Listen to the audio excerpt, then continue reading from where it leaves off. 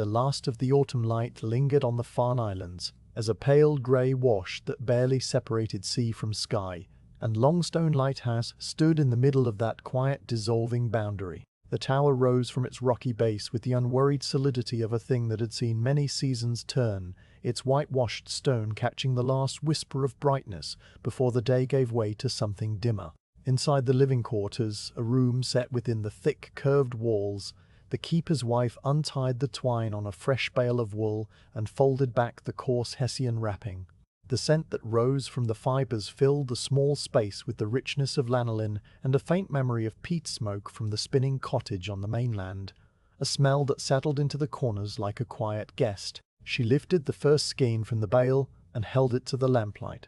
turning it slowly so that the oil flame picked out the natural variations in the cream-colored wool. The tiny dark fibers of the Cheviot fleece still caught here and there like fine scribbles. Her fingers, which knew the difference between a tightly spun worsted and a softer woolen thread by touch alone, moved across the surface with the same unhurried care she would give to smoothing a tablecloth. The wool was springy under her palm, lively but not demanding, and she set the skein on the oak table beside the others with a small nod of approval that was meant only for herself. Outside, the wind had begun its first tentative whistle through the crevices of the window frame, a sound not yet urgent but no longer entirely polite, and she paused for a moment to listen, as if greeting an old acquaintance whose habits she understood. The sea changed color while she worked, shifting from a deep slate that held the reflection of the clouded sky to a heavier iron gray that seemed to absorb what little light remained.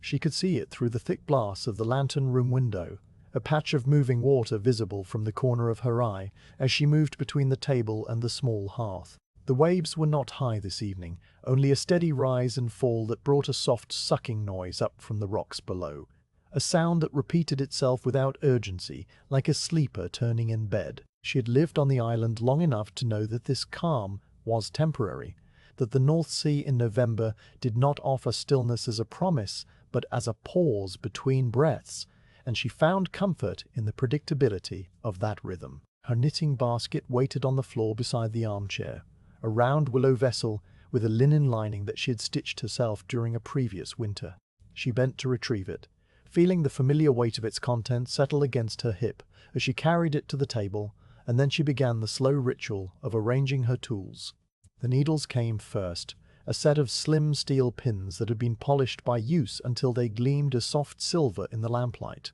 their points sharp enough to part the wool fibers without snagging, but not so sharp as to split the thread. She laid them side by side on the oak surface, aligning them with the straight edge of the table, then placed a small bone crochet hook next to them for picking up dropped stitches should the need arise. A smooth river pebble served as a stitch counter, and she set it in a little china dish along with a pair of embroidery scissors shaped like a heron, their handles worn from years of small, precise cuts. The bale had come from the spinner she had known since girlhood, a woman who lived in a cottage on the edge of the Cheviot Hills, and who still used the old dyes that came from plants gathered on the moor. This wool carried a subtle undertone of indigo from woad, not enough to call it blue, but enough to give the cream a depth that shifted in different lights. And as the keeper's wife wound the first skein around the back of a chair to judge its yardage, she thought of the hands that had carded and spun it. The wool slid through her fingers in a continuous stream, never catching or tangling, and the motion of winding became a circular intent of its own that matched the ticking of the brass clock on the mantelpiece. The clock's pendulum swung back and forth with a soft mechanical whisper, and the fire in the hearth settled with a small rustle of coal, and the wind outside kept its steady note, all of them layering together into a quiet that was not silence, but a kind of calm companionship. She had learned to knit when she was small enough to sit on her mother's knee, holding the needles in a clumsy grip, while her mother's hands guided her through the simplest of stitches, and now the movements came without thought, stored in her muscles like the memory of walking. On this evening, however, she did not yet cast on. There was a proper time for beginning, and she felt it had not arrived. Instead, she prepared the wool, winding the skeins into center-pull balls that would sit tidily in the basket, each ball nestled against the next like eggs in a carton. The process required patience. First, the skein was draped over the back of the chair, Then the loose end was found and drawn out to be wound around her thumb and first 2 fingers 10 times, then slipped off to form a small butterfly of yarn that became the core of the ball. After that, her hands began the slow rotation, wrist over wrist, building layer after layer of wool into a sphere that grew gradually under her touch. She did not hurry, because hurrying would tangle the thread, and untangling thread was a task that asked for more time than the winding itself. So she let the work take its own pace, while the lighthouse bell above her sounded once for the half hour, with a low, unhurried resonance that vibrated through the stone walls, like the stroke of a distant heart. The room around her had been arranged over the years into a space that held everything necessary and nothing more. The walls were curved by the tower's shape, painted a warm cream that had darkened slightly from the smoke of the oil lamp and the fire, and the furniture was all of a practical, sturdy sort that had come over on the supply boat piece by piece. A wooden settle stood against one wall with a cushion covered in faded ticking.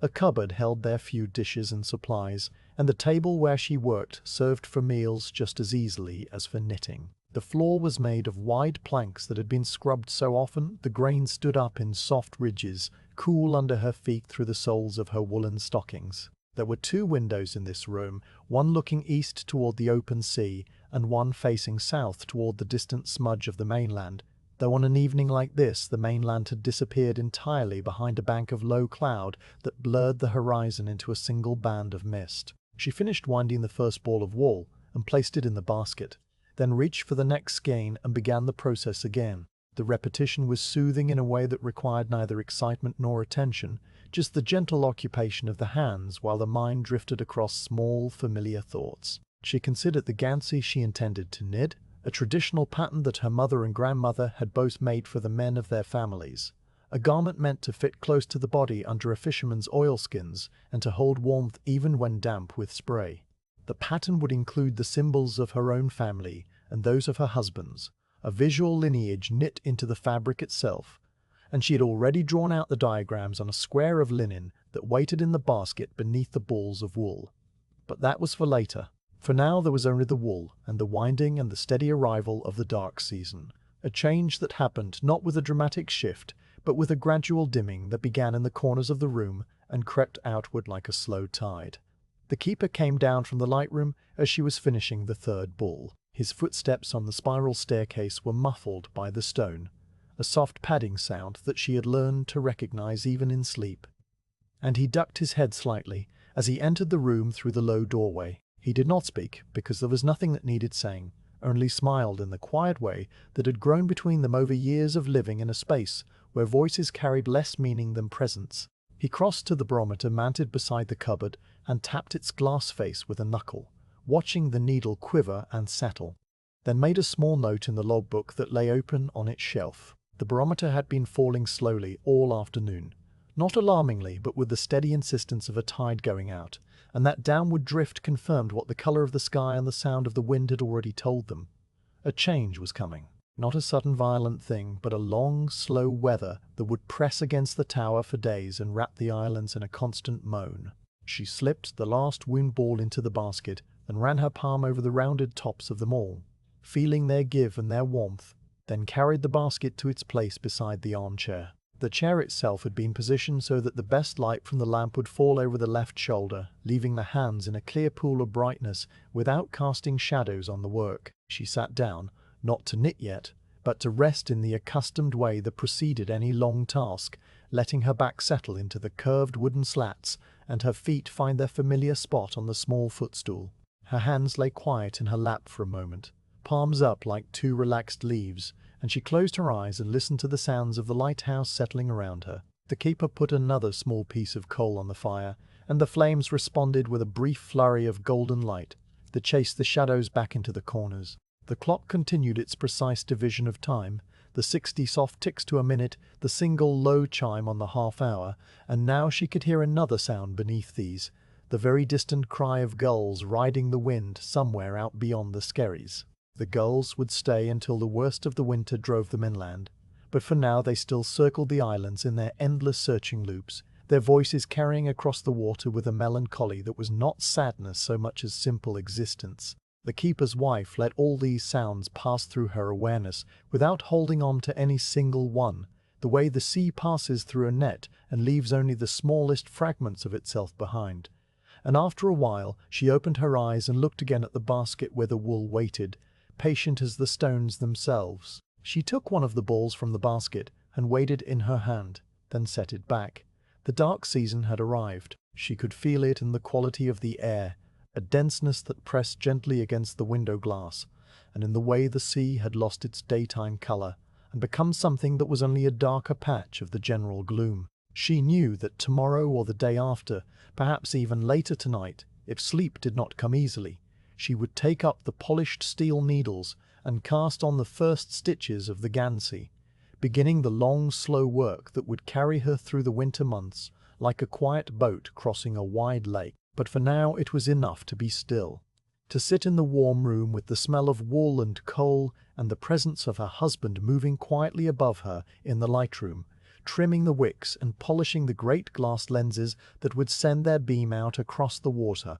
all through the night. The beam itself was just beginning to strengthen as the daylight faded entirely, a steady white sweep that turned the darkness into a measured rhythm of light and pause, light and pause, and from her chair she could see its reflection flicker on the curved wall opposite the window like a slow blinking eye. She watched it for a while without thinking, without planning, without anything but the simple quiet of being where she was and doing what she did. And then she rose and prepared their evening tea, the basket of wool waiting in the corner with a patience that matched her own. The morning light arrived slowly, a gradual dilution of the darkness that began somewhere out over the North Sea and seeped through the east-facing window like cold milk poured into strong tea. The keeper's wife had been awake for some time before this first hint of dawn, lying still in the narrow bed with the woolen blankets pulled to her chin, listening to her husband's steady breathing and the softer sound of the wind that had not stopped its worrying of the tower walls since the previous evening.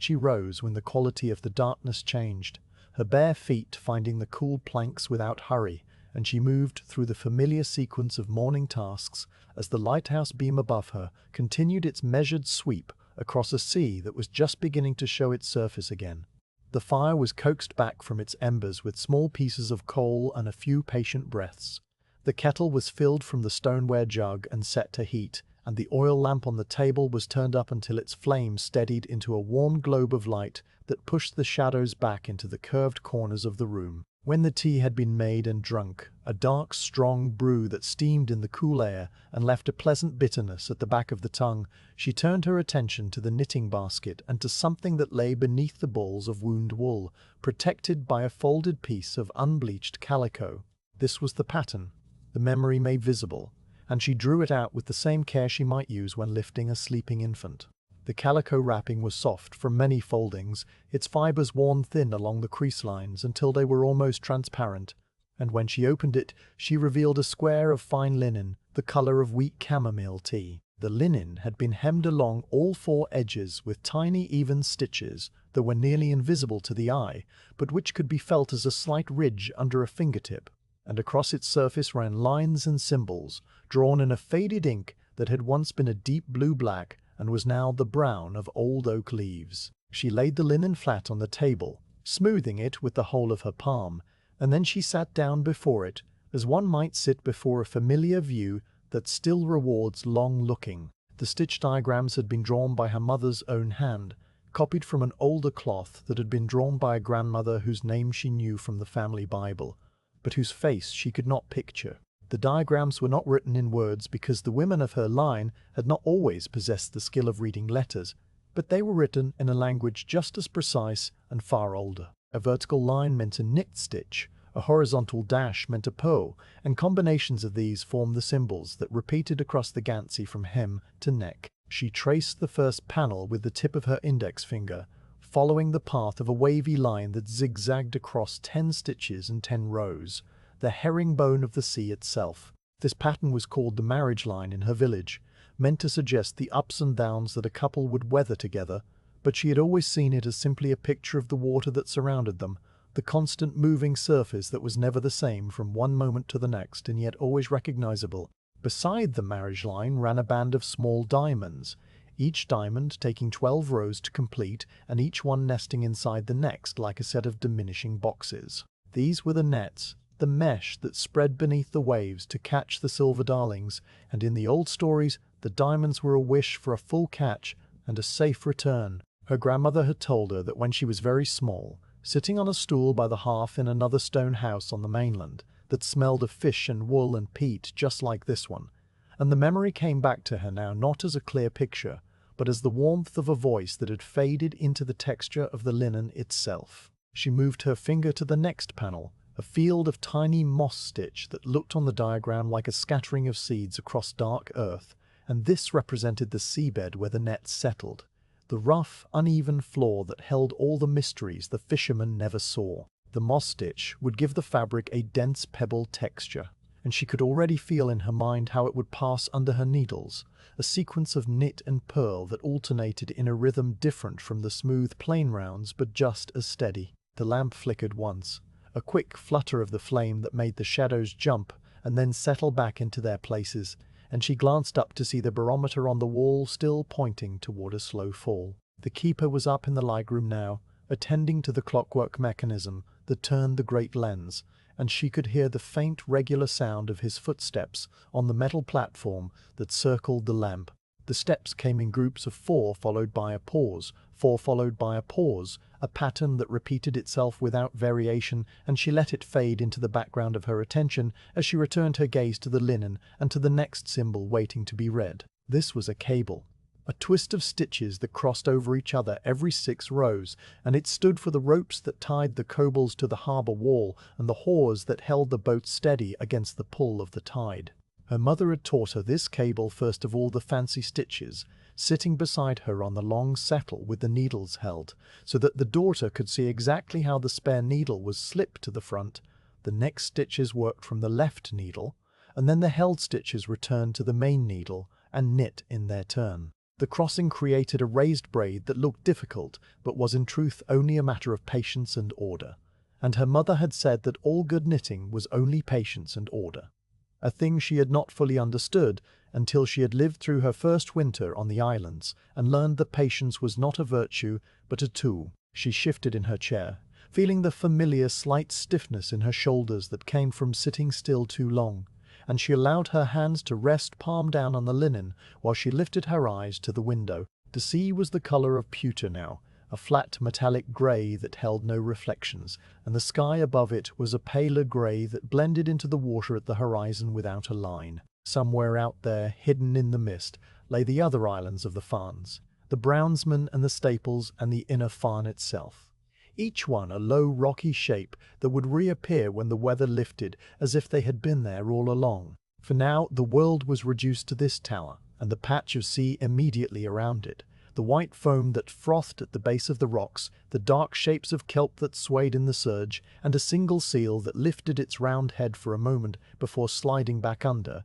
without a splash. She watched the seal's disappearance with the same calm attention she gave to everything, allowing the moment to be what it was. And then she looked back at the pattern. The center of the gansey was marked out on the linen by a large diamond-shaped panel that would sit across the chest and back, and inside this large diamond were smaller diamonds nested one inside the other, each one made of a different combination of stitches so that the play of texture would catch the light. This was the heart of the garment, the place where the wearer's breath would warm the wool and the wool would hold that warmth against the cold air, and it was the most complicated part of the whole design. She studied it now with the careful attention of someone who had done this before, but who never assumed she remembered perfectly, checking each symbol against her mental map and finding them all in their correct places. A small arrow drawn beside the diamond indicated the direction of the knitting, from the bottom edge upward, and she noted the point at which the underarm gussets would be added, a triangle of plain stitches that allowed the arm to lift without pulling the whole garment out of shape.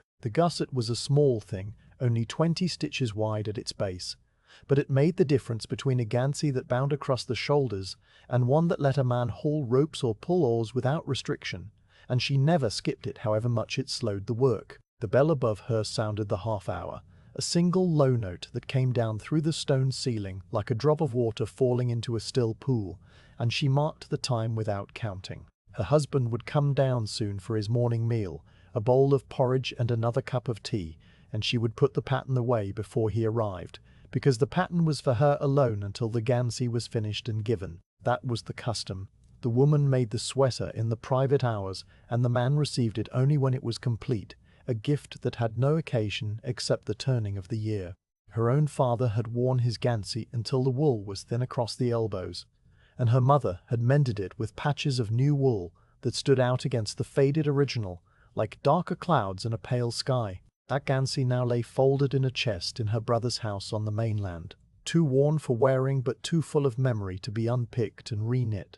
And she thought of it without sadness, only the quiet recognition of a thing that had served its purpose well. She lifted the linen carefully and held it closer to the lamp, squinting slightly at one symbol that had become blurred where the ink had bled into the fibers. It was a stick she knew by heart, a simple decrease that slanted left instead of right, but she wanted to see the original mark again, the small diagonal line that her mother had drawn with a nib that had caught slightly on the weave. She traced it now with her fingernail, following the faint groove that the ink had made, and as she did so she heard her mother's voice in the deep part of her memory saying, "Left-leaning means lift and knit.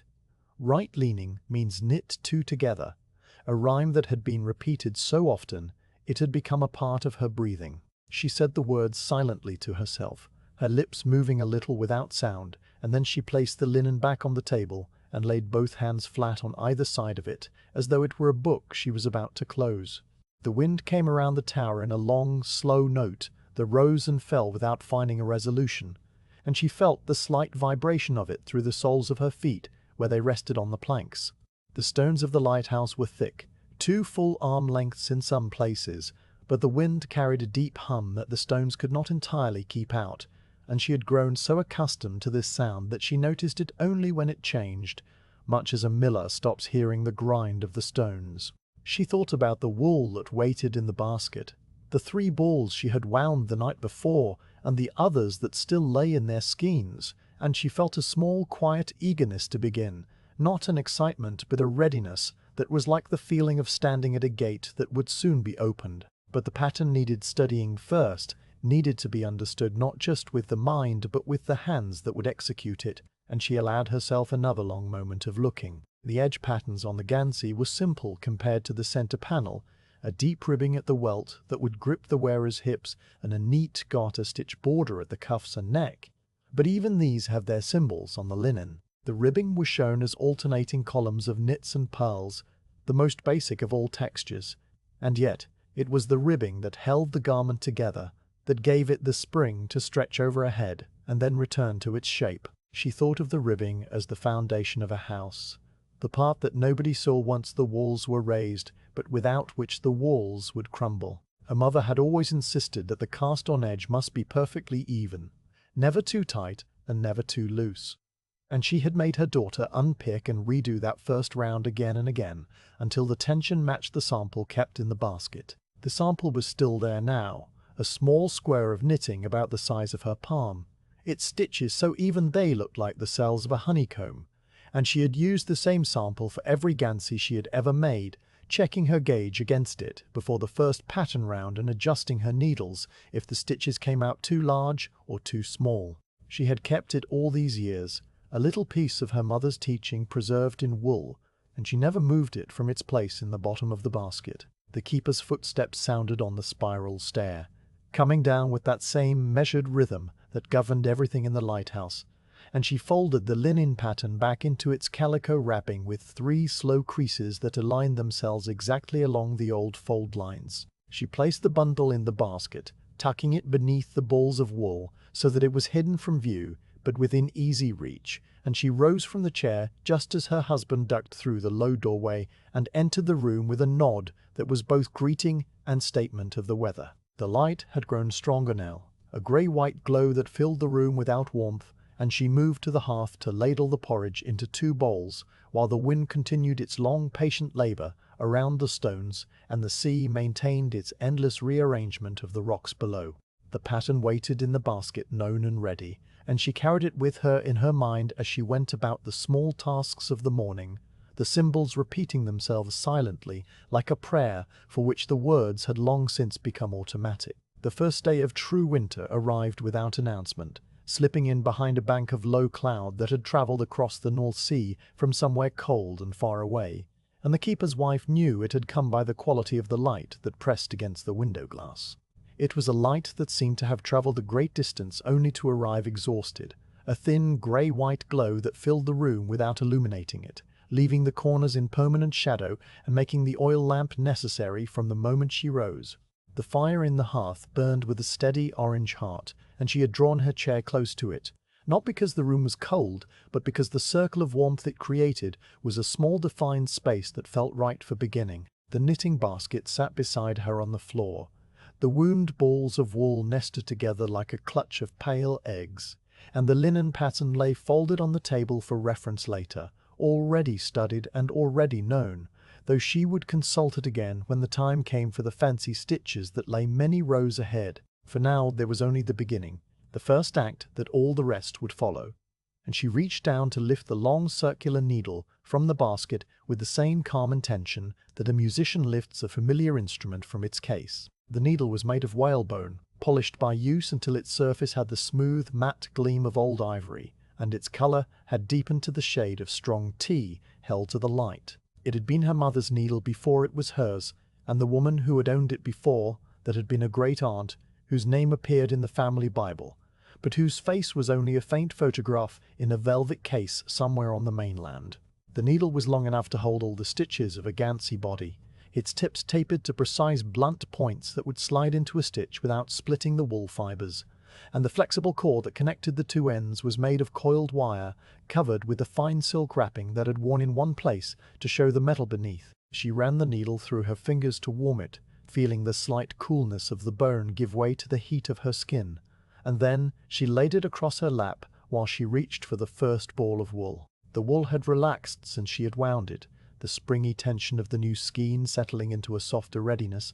and she found the loose end by touch and drew it out a short length. The thread passed over her finger with the familiar slight resistance of wool that had been spun with a tight twist, a worsted yarn that would wear against the weather and hold its shape through many soakings, and she pinched it between thumb and forefinger to form the first simple loop that every knitted thing begins with. The slipknot was made with a single motion of her right hand, the working end drawn through the loop and pulled snug, but not tight against the needle, and she settled it onto the whalebone with a small adjustment that placed it exactly where she wanted it. The knot sat there, a tiny closed circle at the very beginning of the long journey, and she looked at it for a moment without thinking anything in particular, just acknowledging the starting point from which all the stitches would grow. She began to cast on using the old method that her mother had called a long-tailed cast-on, a technique that required a length of yarn to be pulled out and held across the left thumb while the needle picked up loops in a steady alternating rhythm.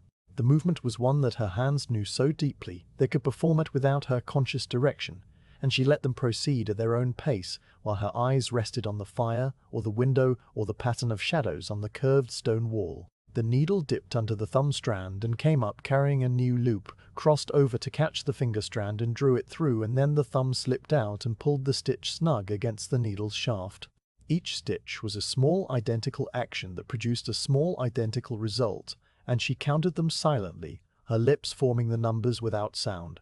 1, 2, 3, 4, each number.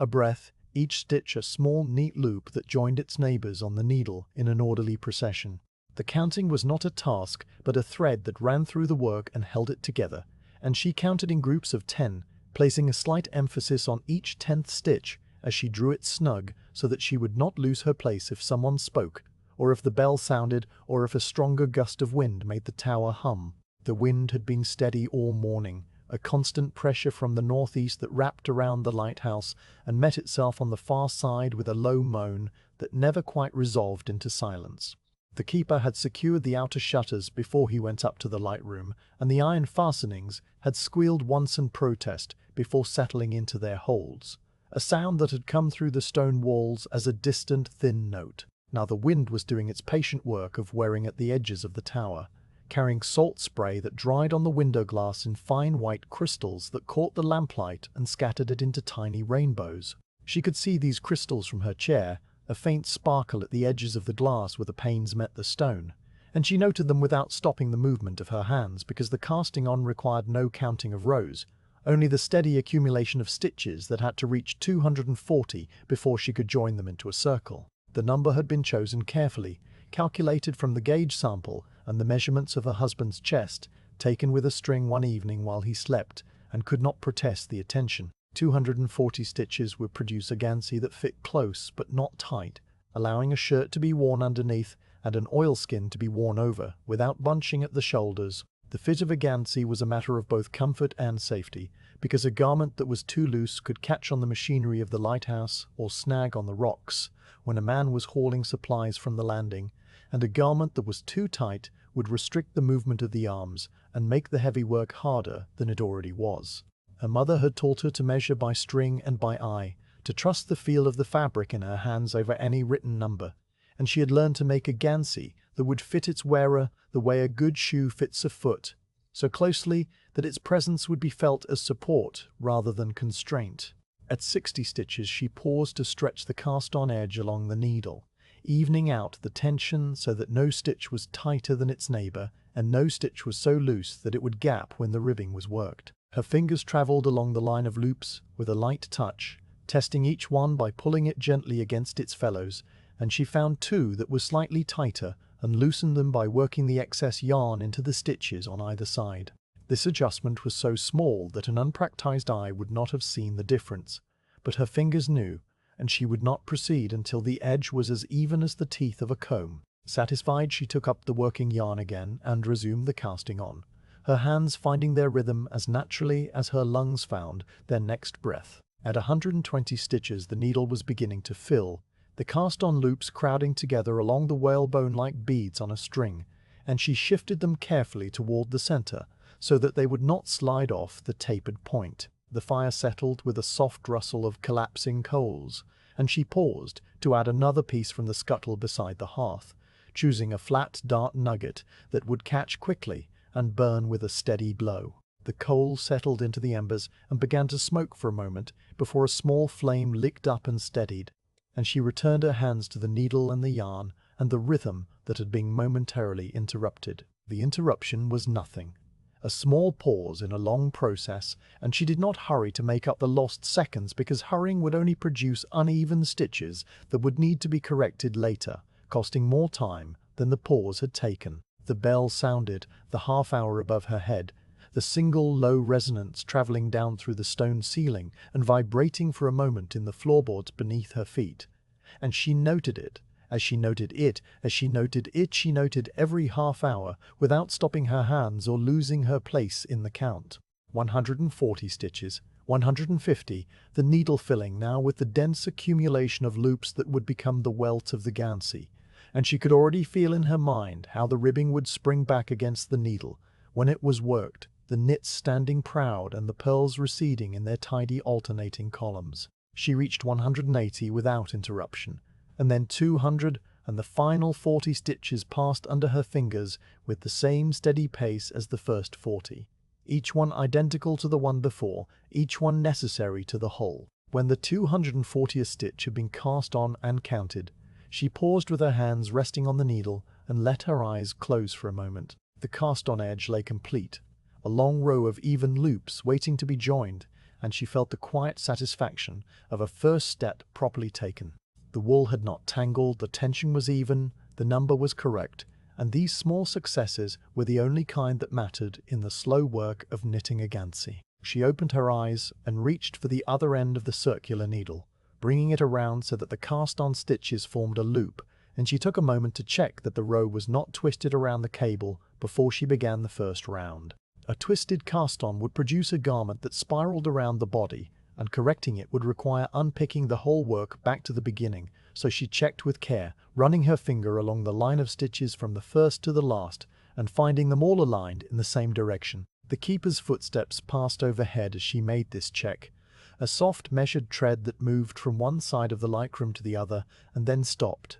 and she imagined him standing at the window looking out at the same grey sea that she could see from her chair, watching for ships that would not come in this weather, or for the supply boat that was not due for another fortnight. She snipped her needle into the first cast-on stitch and drew the working yarn through to join the round, closing the circle with a gentle pull that brought the two ends together without creating a gap. The join was the moment when the flat line became a tube, the beginning of a three-dimensional shape that would grow upward from this first round like a wall raised from a foundation, and she marked it with the small smooth pebble from the china dish, slipping the pebble onto the needle between the last stitch of the old round and the first stitch of the new. The pebble was grey with a thin white line running through it like a frozen crack of lightning, and she had picked it up on the landing beach one summer evening when the sea was flat and the birds were quiet. A small souvenir of a day that had no particular importance except that it had been pleasant and calm. Now it served as a stitch marker,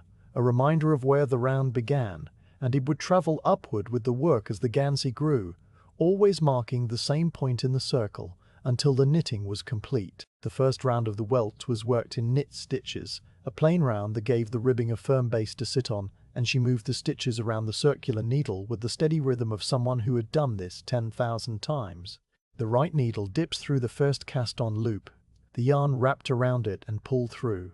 The new stitch formed on the right needle, while the old stitch slipped off the left, and the process repeated itself one stitch at a time, around the full circumference of 240 loops. The whalebone needles made a soft clicking sound as they touched each other, a quiet regular noise that was almost musical in its precision, and this sound joined the other sounds of the room into a single texture of peaceful occupation. The clock ticked, the fire breathed, the wind murmured against the window, and the needles clicked, each sound distinct, but all of them woven together into what she thought of as the sound of winter itself. When the first plain round was complete, she began the ribbing proper, alternating 2 knit stitches with 2 purl stitches in a pattern that would continue for 3 full inches before she changed to the plain body of the gansey. The ribbing required her to bring the yarn forward between the needles for the purls and back again for the knits, a small extra motion that became automatic within the first 10 stitches, and she settled into the new rhythm without breaking the flow of the work. The ribbing fabric began to emerge from the needles with its characteristic vertical ridges, the nets standing forward and the purls drawing back, and she could feel the spring of it already as she stretched it gently between her fingers to check the tension. The ribbing would hug the wearer's hips and lower back, keeping out the drafts that found their way through every other layer of clothing, and it would also allow the gansey to stretch enough to pull on and off without straining the stitches, a practical consideration that her grandmother had called giving the garment good manners. The tide had turned while she worked, and she could hear the different note of it through the stone walls, a change from the withdrawing suck of the ebb to the incoming push of the flood. The waves were not high today, only a steady swell that rose and fell with a quiet persistence, lifting the kelp beds and letting them sink again in a slow green dance that she could not see but could picture perfectly. The seal colony would be hauled out on the Brownsman rocks, the grey cows and their white pups resting between the sea and the sky, and the cormorants would be standing with their wings spread to dry, their dark shapes motionless against the darker stone. She thought of these things as her fingers worked the ribbing, the alternating knits and purls passing under her touch with the same regularity as the waves passed over the rocks, and time moved forward in its quiet way without hurry and without pause. She completed the first inch of ribbing as the morning drew toward noon, the grey light strengthening a little before it began its slow decline into afternoon, and she held the work up to the lamp to examine the fabric she had made. The ribbing stood in neat parallel columns, each ridge straight and even, the tension consistent across every stitch, and she nodded once to herself before lowering the work back to her lap. The gansey had begun. It was nothing yet but a few inches of ribbed wool, a small beginning that held the promise of all the weeks of knitting that lay ahead.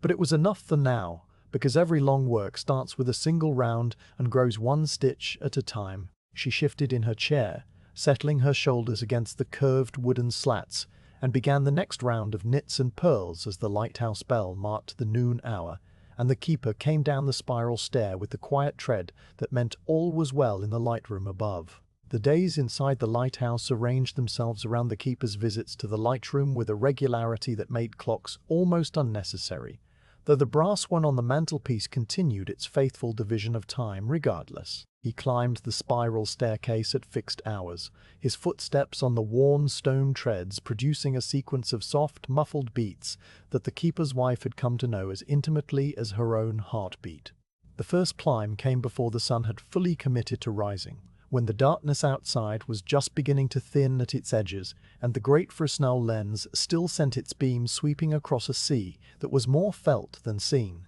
The second climb fell at mid-morning, when the light had strengthened to its full grey potential, and the lamp could be extinguished and trimmed. The third came at noon, the fourth at mid-afternoon, when the winter daylight had already begun its retreat, and the fifth at evening, when the lamp must be lit again, and the mechanism wound for the long night watch. Each climb was announced by the same sequence of sounds: the soft creak of the wooden door at the base of the spiral stair, the steady padding of his boots on the first 3 steps that were slightly worn in the centers from decades of feet, and then the gradual fading of the noise as he ascended into the tower where the sound of the wind was louder and the walls were closer together. While her husband attended to the lamp on this particular morning, the keeper's wife had reached the point in the gansey where the ribbing of the welt was complete and the plain fabric of the body could begin. She had worked the 3 inches of alternating knits and pearls across several days, pausing only for the necessary tasks of eating and sleeping and the small household duties that kept the living quarters in their accustomed order.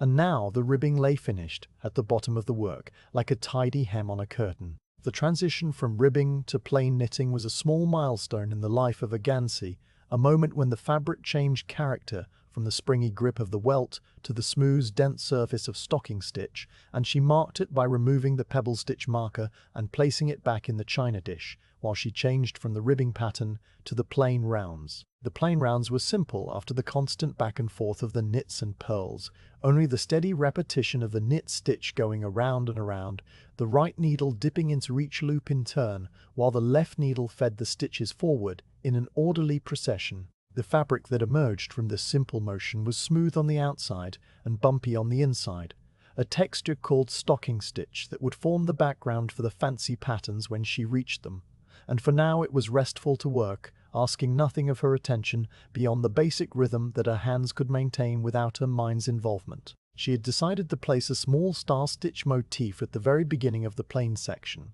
a modest decoration that would sit just above the ribbing at the front of the gansey, like a small secret that only someone looking closely would notice. The star-stitch was not a traditional gansey pattern in the strict sense, but her mother had sometimes added it to the sweaters she made for children, calling it the morning star because it resembled the bright point of light that hung low on the horizon just before dawn in the summer months. To work the star-stitch required her to pay a little more attention than the plain rounds demanded, because it involved creating a cluster of 5 stitches that were knit together in a particular way to produce a small raised nub with radiating lines around it. She had placed a tiny loop of contrasting thread on the needle to mark the center point of where the first star would sit, calculating its position by counting in from the side of the gansey until she reached the middle of what would be the wearer's left chest. And when she arrived at that marker in her slow progress around the round, she paused for a moment to review the steps in her mind before committing the stitches to the needle.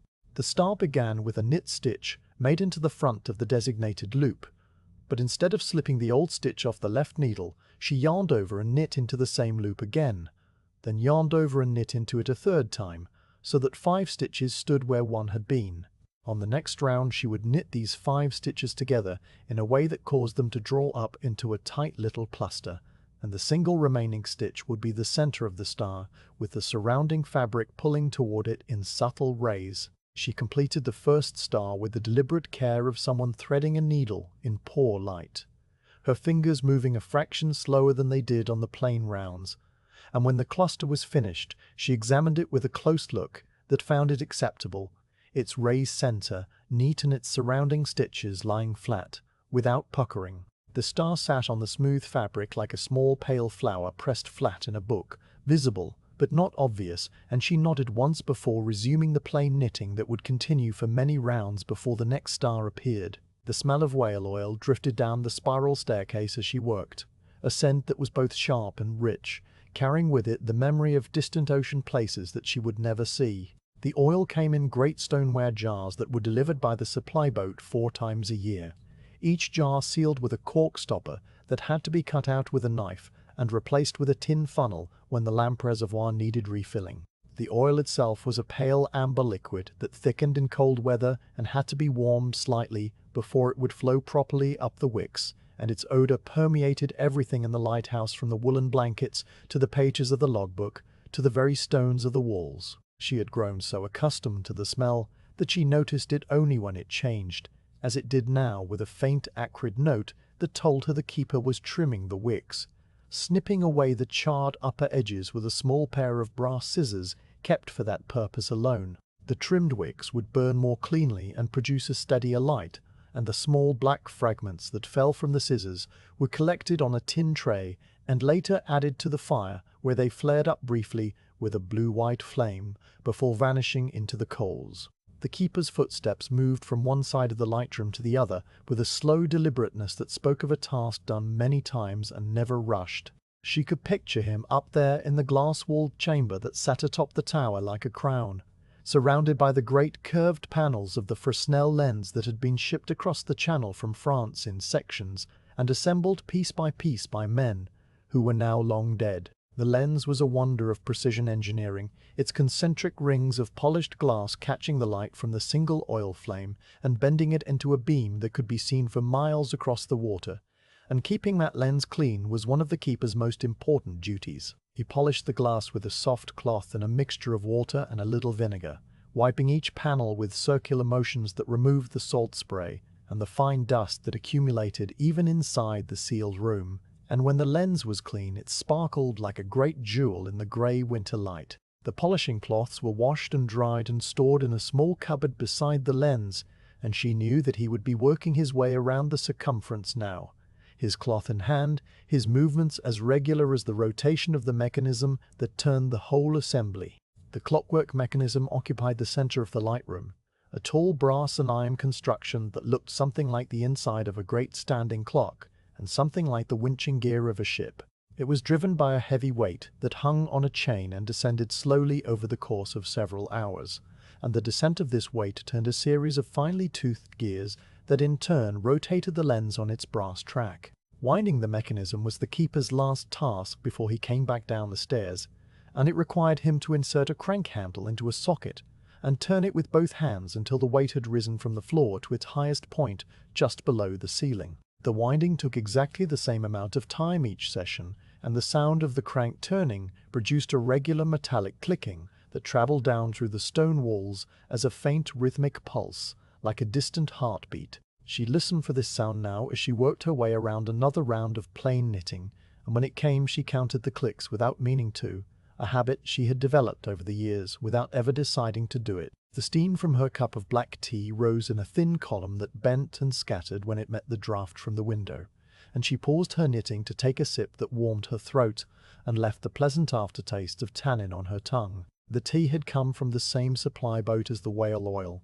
a dark, strong blend that could be brewed multiple times from the same leaves before it gave up its flavor entirely, and she drank it throughout the day from the same heavy earthenware cup that had a chip on the rim and a hairline crack running down one side that had never leaked. The cup had belonged to the lighthouse before she had, one of the small collection of crockery left behind by the previous keepers,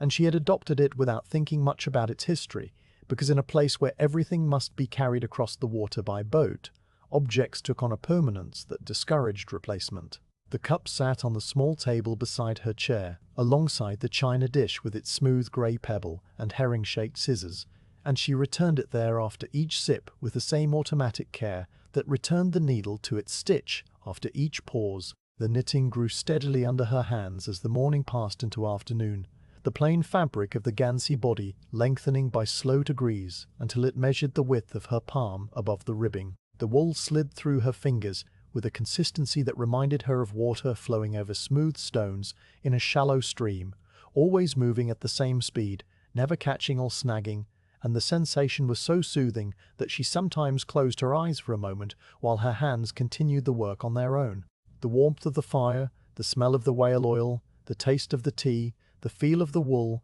and the sound of the wind all merged into a single experience that was less about any particular sense and more about the general condition of being present in this particular place at this particular time. She thought of nothing in particular as she knit, her mind resting in that quiet state between sleep and attention that the work so easily induced, and the hours passed without hurry, each one bringing the day closer to its natural conclusion, and the gansey closer to its eventual conclusion, and the gansey closer to its eventual completion. The keeper came down the stairs for his noon meal, with the smell of brass polish on his hands, and the small smear of oil on his shirt sleeve that she noticed but did not mention, because such marks were a permanent feature of life in the lighthouse and would appear again the next day, no matter how often the shirt was washed. He sat in the wooden armchair opposite hers and ate the bread and cheese she had set out on the table, his jaws moving with the same steady rhythm as her knitting needles, and they shared the meal in comfortable silence while the wind continued its long monologue around the tower walls. The barometer had risen slightly since morning, a small upward tick that he noted in the logbook with a pencil stub kept behind his ear, and the sea had calmed correspondingly, its surface taking on the smooth appearance of oiled silk under the grey sky. The cormorants had returned to their usual perching rock, a jagged outcrop just visible from the south window, and she could see their dark, spread-wing shapes motionless against the stone, waiting for their feathers to dry before they would dive again for fish. After the meal, the keeper returned to the lightroom for his afternoon tasks, his footsteps climbing the spiral stair in the same steady sequence that had begun the day, and the keeper's wife resumed her place in the armchair, with the gansey spread across her lap. She had reached the point in the plain section where she could begin to feel the weight of the fabric settling into her hands, the small but perceptible mass that would grow heavier as the weeks passed and the body of the sweater lengthened toward the underarm. The star-stitch motif had appeared twice more at intervals of 12 rounds,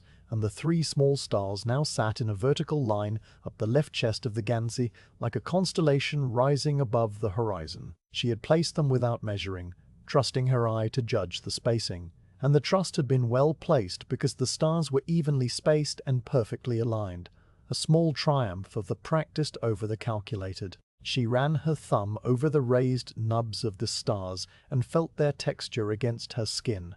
the slight roughness of the gathered stitches that would soften with wear but never entirely disappear. The afternoon light began its slow decline toward evening, the grey-white glow at the window taking on the faintest hint of blue as the sun somewhere far above the clouds moved toward the western horizon. She lit the oil lamp on the table, turning up the wick with a small brass key until the flame steadied into its familiar globe of yellow light, and she drew the curtains across the window to keep the darkness at bay. The room became a warm pocket of light and stillness inside the stone walls, and the knitting continued in its quiet way, the needles ticking softly, the wool sliding through her fingers like water over smooth pebbles, the rounds accumulating one after another without any single one of them being remarkable or memorable. This was the heart of the work, the long middle section where nothing much happened except the gradual transformation of yarn into fabric,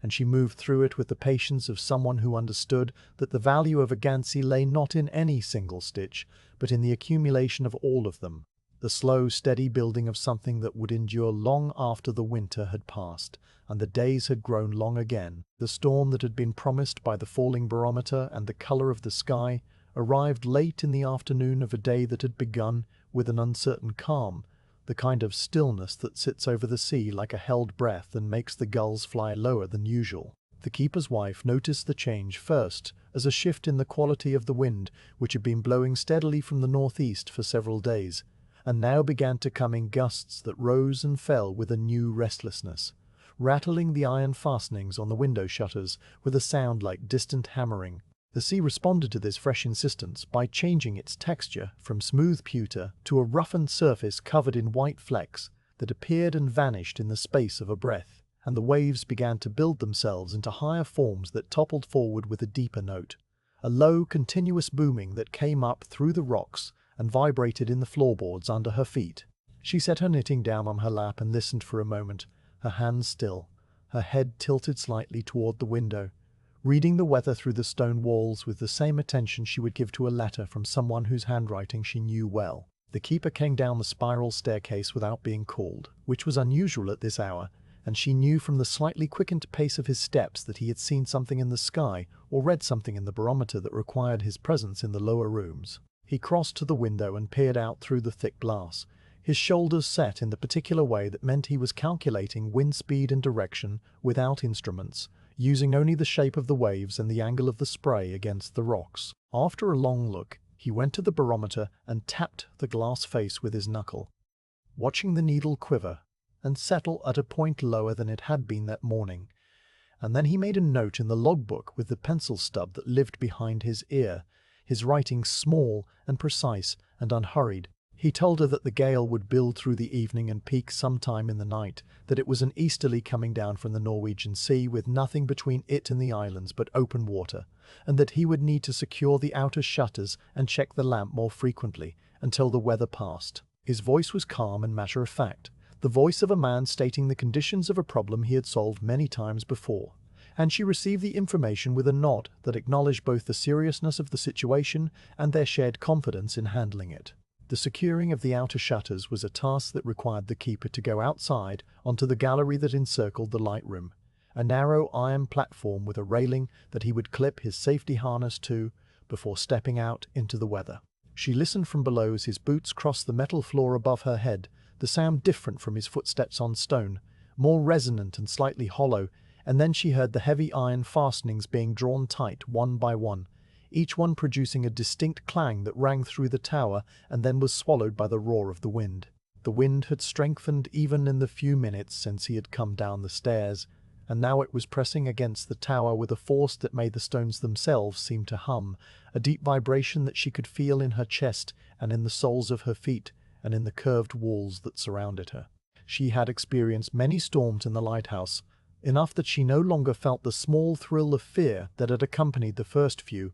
but she still respected the weather's power in the same way she respected the sea's depth and the weight of the great lens and the sharpness of her knitting needles, all things that could harm if treated carelessly, but were safe enough when handled with attention. She moved her chair a little closer to the fire, not because the room was cold, but because the circle of warmth felt like a small defined territory in the larger territory of the storm, a place where the weather's voice was slightly quieter, and the air smelled of coal and wool instead of salt and cold stone. The lamp on the table flickered once as a stronger gust found its way down the chimney and made the flame dance, but she had placed the glass shade securely in its holder, and the flame steadied again without her intervention. She adjusted the lampshade slightly, turning it so that the light fell without glare on the knitting in her lap,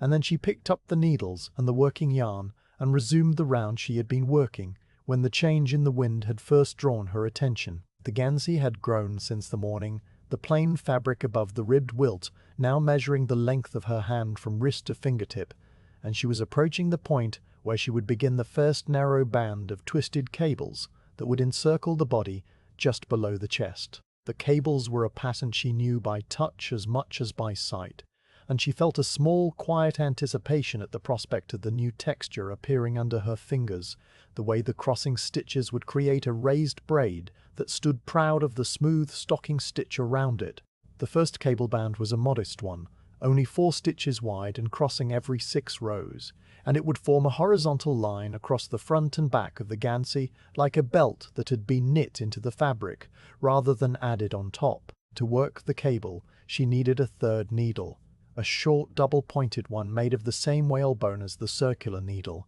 and she reached into the basket to find it among the spare wool and the folded pattern and the other small tools that lived there. The cable needle was shorter than her palm and slightly curved in the middle where years of handling had polished it to a different shape, and she held it in her right hand for a moment to warm it, before slipping it into the first 2 stitches of the cable panel and letting them rest there at the front of the work while she knit the next 2 stitches from the left needle. The 2 held stitches waited patiently on the cable needle, and then she picked them up and knit them in their turn. The crossing completed, the small braid formed. The process required 4 stitches to produce what looked like a single twisted column, and she worked it without hesitation, her fingers finding the cable needle and the working needle in their proper sequence as naturally as they found the next breath or the next heartbeat. The wool slipped through her fingers with the same even tension it had maintained since the casting on. the springy worsted yarn, accepting each new configuration without complaint. And she completed the first cable crossing with a small nod that acknowledged the success of the execution. The cable sat in the fabric like a rope laid across a smooth path, its raised surface catching the lamplight and throwing a tiny shadow that would be invisible to anyone not looking for it, but which she noticed with the quiet satisfaction of the maker. She continued around the round, working the plain stitches on either side of the cable panel and then repeating the crossing on the back of the gansey, where a matching cable would run up the center like a spine. And when the round was complete, she placed the cable needle back in the basket and resumed the plain knitting that would fill the space between this cable band and the next. The storm continued to build as the afternoon faded into evening, the wind pressing against the tower with a sustained pressure that no longer came in gusts, but had become a single unbroken note, a deep resonant hum that reminded her of the lowest pipe on the church organ in the mainland village. The windows had iced over with a fine coating of salt spray that blurred the glass and turned the view outside into an abstraction of grey and white, and she could no longer see the sea or the rocks or the distant shapes of the other islands through the crusted panes. The lighthouse had become a small closed world, its boundaries defined by the thickness of its walls and the reach of its lamplight, and she moved within this world with the same unbothered calm that she had felt on the stillest days of summer, knowing that the tower had stood for decades against worse storms than this one,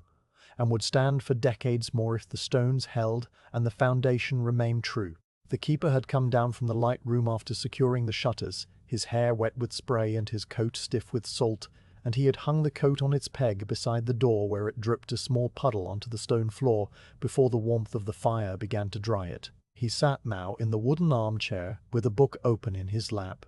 A natural history of the seabirds of the Northumberland coast, with hand-coloured plates that he liked to study during the long winter evenings, and his presence in the chair opposite hers completed the room in the way that the second needle completed the circular pair, a necessary balance without which the work could not proceed. She worked through the evening hours with the same steady pace she had maintained all day, pausing only to add coal to the fire or to adjust the lampshade or to rest her eyes for a moment before resuming the needles and the yarn and the slow accumulation of rounds. The gansey body grew by inches, the plain fabric interspersed with the cable bands that appeared at regular intervals,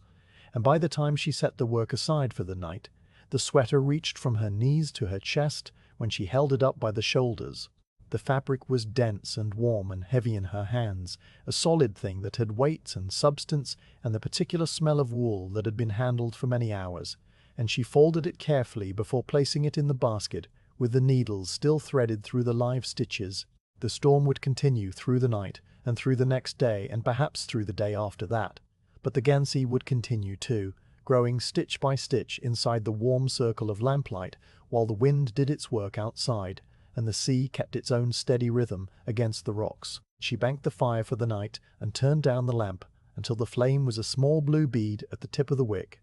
and then she climbed into the narrow bed beside her husband,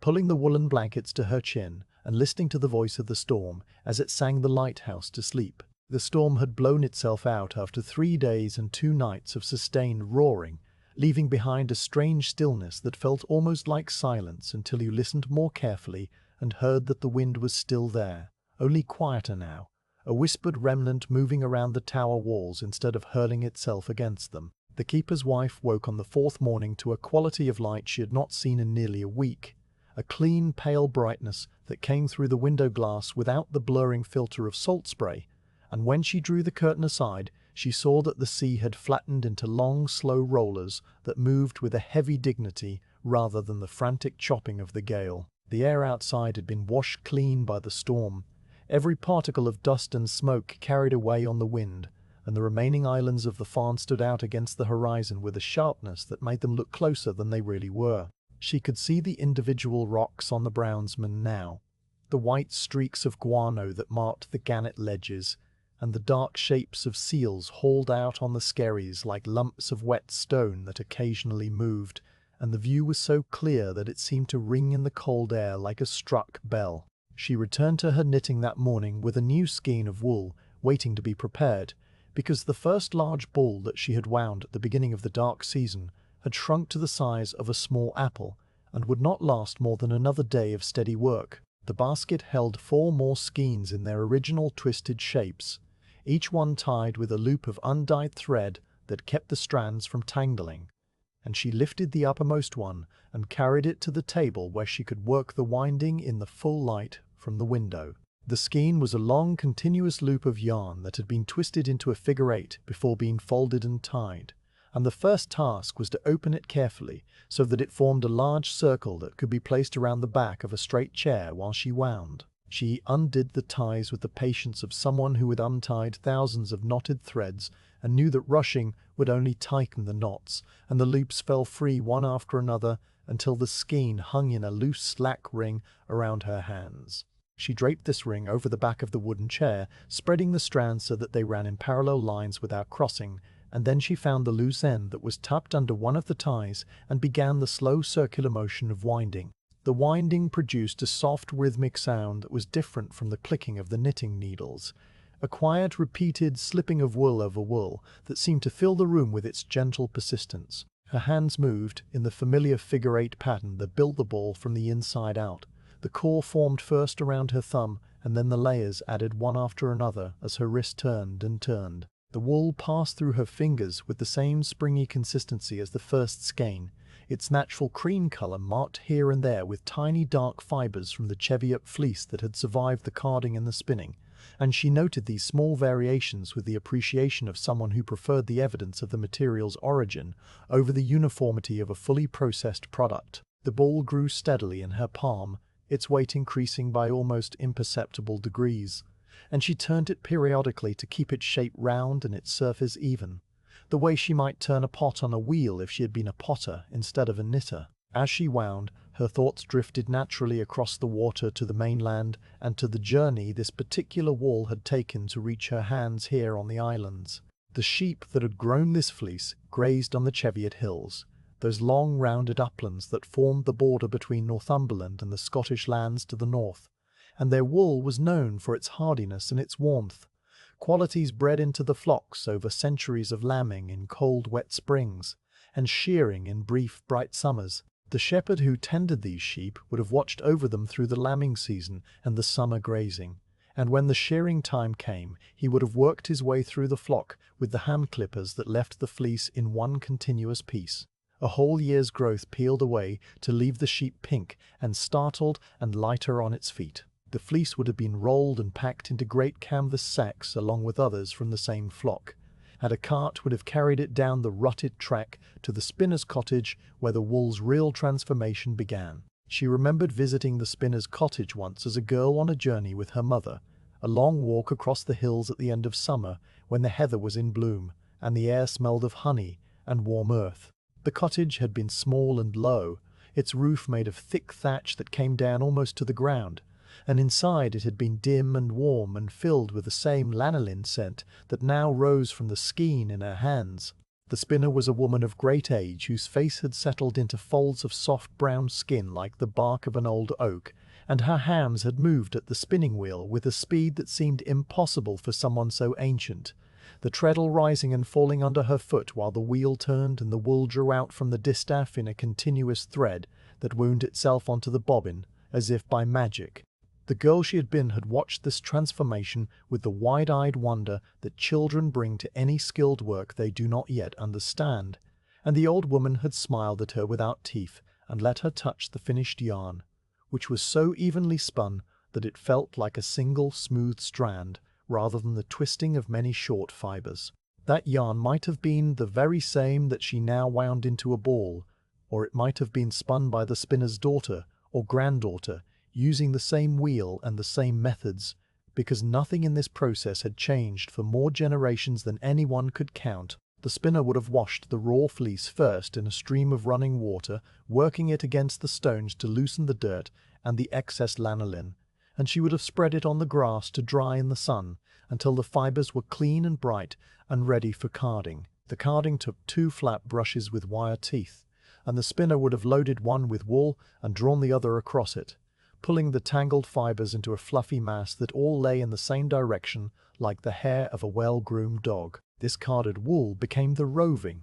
a long loose roll of fibre that fed onto the distaff, and from the distaff it was drawn out by the spinner's fingers into a thread that the wheel twisted into yarn. The thickness of the yarn depended on how much fibre the spinner allowed to enter the twist, and a skilled spinner could produce a thread as fine as silk or as thick as a bootlace, adjusting the draw with minute movements of her thumb and forefinger that were too small for the eye to follow. The wool in the keeper's wife's hands was a worsted weight, spun tightly to resist the pull of wind and water, and the tightness of the spin was one of the reasons it had travelled from the Cheviot Hills across the sea to the Farne Islands without breaking. After the spinning came the dyeing, and she could see the evidence of the dye in the subtle depth of colour that lurked beneath the cream surface of the yarn. The spinner had used woad for the blue undertone and madder root for the faintest hint of warmth, dipping the skeins into the dye pot and hanging them to dry in the open air, where the colour would set slowly under the influence of the sun and the breeze. The woad came from a plant that grew in the hedgerows, its leaves picked and fermented and dried into cakes that had to be dissolved again before they would yield their colour, and the madder came from a root that stained everything it touched, a deep orange red that mellowed into a soft russet when it was diluted. The spinner had not used much of either, only enough to give the wool a character that pure undyed cream would lack, and the result was a yarn that appeared to change its shade depending on the light. Sometimes a pale oat colour, and sometimes a pale oat colour, and sometimes a richer tone that hinted at the brown of winter bracken. She held the ball up to the lamplight and turned it slowly, watching the colour shift across its surface, and thought about how the same dye lot would knit up differently in the cable panels and the plain rounds and the ribbed welt, the texture of the stitch affecting the way the light caught the fibres. When the ball was wound to its full size, a sphere that filled her palm and weighed against her fingers with a pleasant heft, she tucked the loose end under a strand on the surface to keep it from unwinding and set the ball in the basket alongside the others. The old shareback was bare again, the skein now transformed into a compact portable form that would feed smoothly through her fingers as she knit, and she carried the basket back to its place beside the armchair and sat down with the small sigh of air that escaped her whenever she settled into a task she intended to continue for some hours. The gansey body had reached the length where it covered her lap completely when she held it up, a substantial piece of fabric that was beginning to take on the weight and drape of a real garment, and she spread it across her knees to examine the work she had done so far. The cables stood in their vertical lines like ropes stretched taut. The plain stocking stitch lay smooth between them, and the small star motif sat quietly in their appointed places, and she ran her palm over the whole surface with the slow, satisfied touch of someone who found the texture of knitted wool to be one of the most comforting sensations the world could offer. The fire settled as she resumed her knitting, the new ball of wool feeding its strand into the work with the same consistency as the old one had done, and she wetted her fingers briefly in the small dish of water she kept on the table for this purpose. The moisture helped her grip the yarn without slipping and kept the tension even in dry winter air that made the wool fly away and difficult to control. The dish was a simple thing, a chipped saucer that had lost its cup long before she arrived at the lighthouse, and the water in it had been drawn from the rain barrel that collected the runoff from the tower roof, filtered through a cloth before use and tasting faintly of the salt that always found its way into everything on the islands. She dipped her fingers again after a dozen rounds and felt the coolness of the water against her skin, a small refreshment that was gone almost as soon as it was noticed, and then her hands resumed their steady movement while her ears listened to the sounds that came through the stone walls from the world outside. The seals were singing on the Brownsman ledges. She could hear them even through the thickness of the tower, their voices carrying across the water in a chorus that rose and fell with a strange melodic quality that was not quite barking and not quite howling, but something in between, a faraway skirl that had been compared by the old fisherman to the sound of a human nursery song, heard from a great distance. The seals called to each other constantly when they were hauled out on the rocks, the cows speaking to their pups and the pups answering back with higher, thinner voices that piped above the deeper notes of the adults, and the whole colony together produced a continuous music that was as much a part of the islands as the wind and the waves. She had heard the seals more clearly during the lulls in the storm, when the wind dropped for a moment and the sea held its breath, and their voices had come through the darkness like a reassurance that the world beyond the lighthouse still continued in its ancient rhythms. Now with the storm past, she could hear them more distinctly still, and she let their distant singing accompany the clicking of her needles as a form of company that asked nothing of her except attention. The wool ran through her fingers in its steady stream, and the gansey grew by a round and then another round, and the grey light of the winter morning moved toward its brief noon, before beginning the slow descent into afternoon. She thought about the spinner who had made this yarn, and the sheep that had grown the fleece, and the hills where the sheep had grazed, and she felt the web of connections that linked her hands to all those distant places and people, a chain of labour and patience that ended in this warm room above the cold sea. The knitting continued, stitch by stitch, and the new ball of wool grew smaller in the basket while the gansey grew larger in her lap, and the seals sang on through the changing light as the lighthouse stood steady on its rock. The midwinter days arrived with a darkness that seemed to rise up from the sea itself, a deep blue-grey dimness that swallowed the mornings and afternoons and left only a brief band of half-light around the noon hour to remind the eye what brightness had once looked like. The keeper's wife had grown accustomed to this annual retreat of the sun over the course of her years on the Farne Islands, but she never quite lost the sense that December and January were months lived mostly by lamplight, with the fire providing the only other source of illumination and warmth inside the thick stone walls. The oil lamp on the table burned from the moment she rose until the moment she went to bed, its yellow globe a small sun that kept the darkest corners at bay and threw a steady light across her left shoulder onto the knitting in her lap. She had trimmed the wick that morning with the small brass scissors, snipping away the charred edge that had built up during the night, and the flame now burned clean and tall,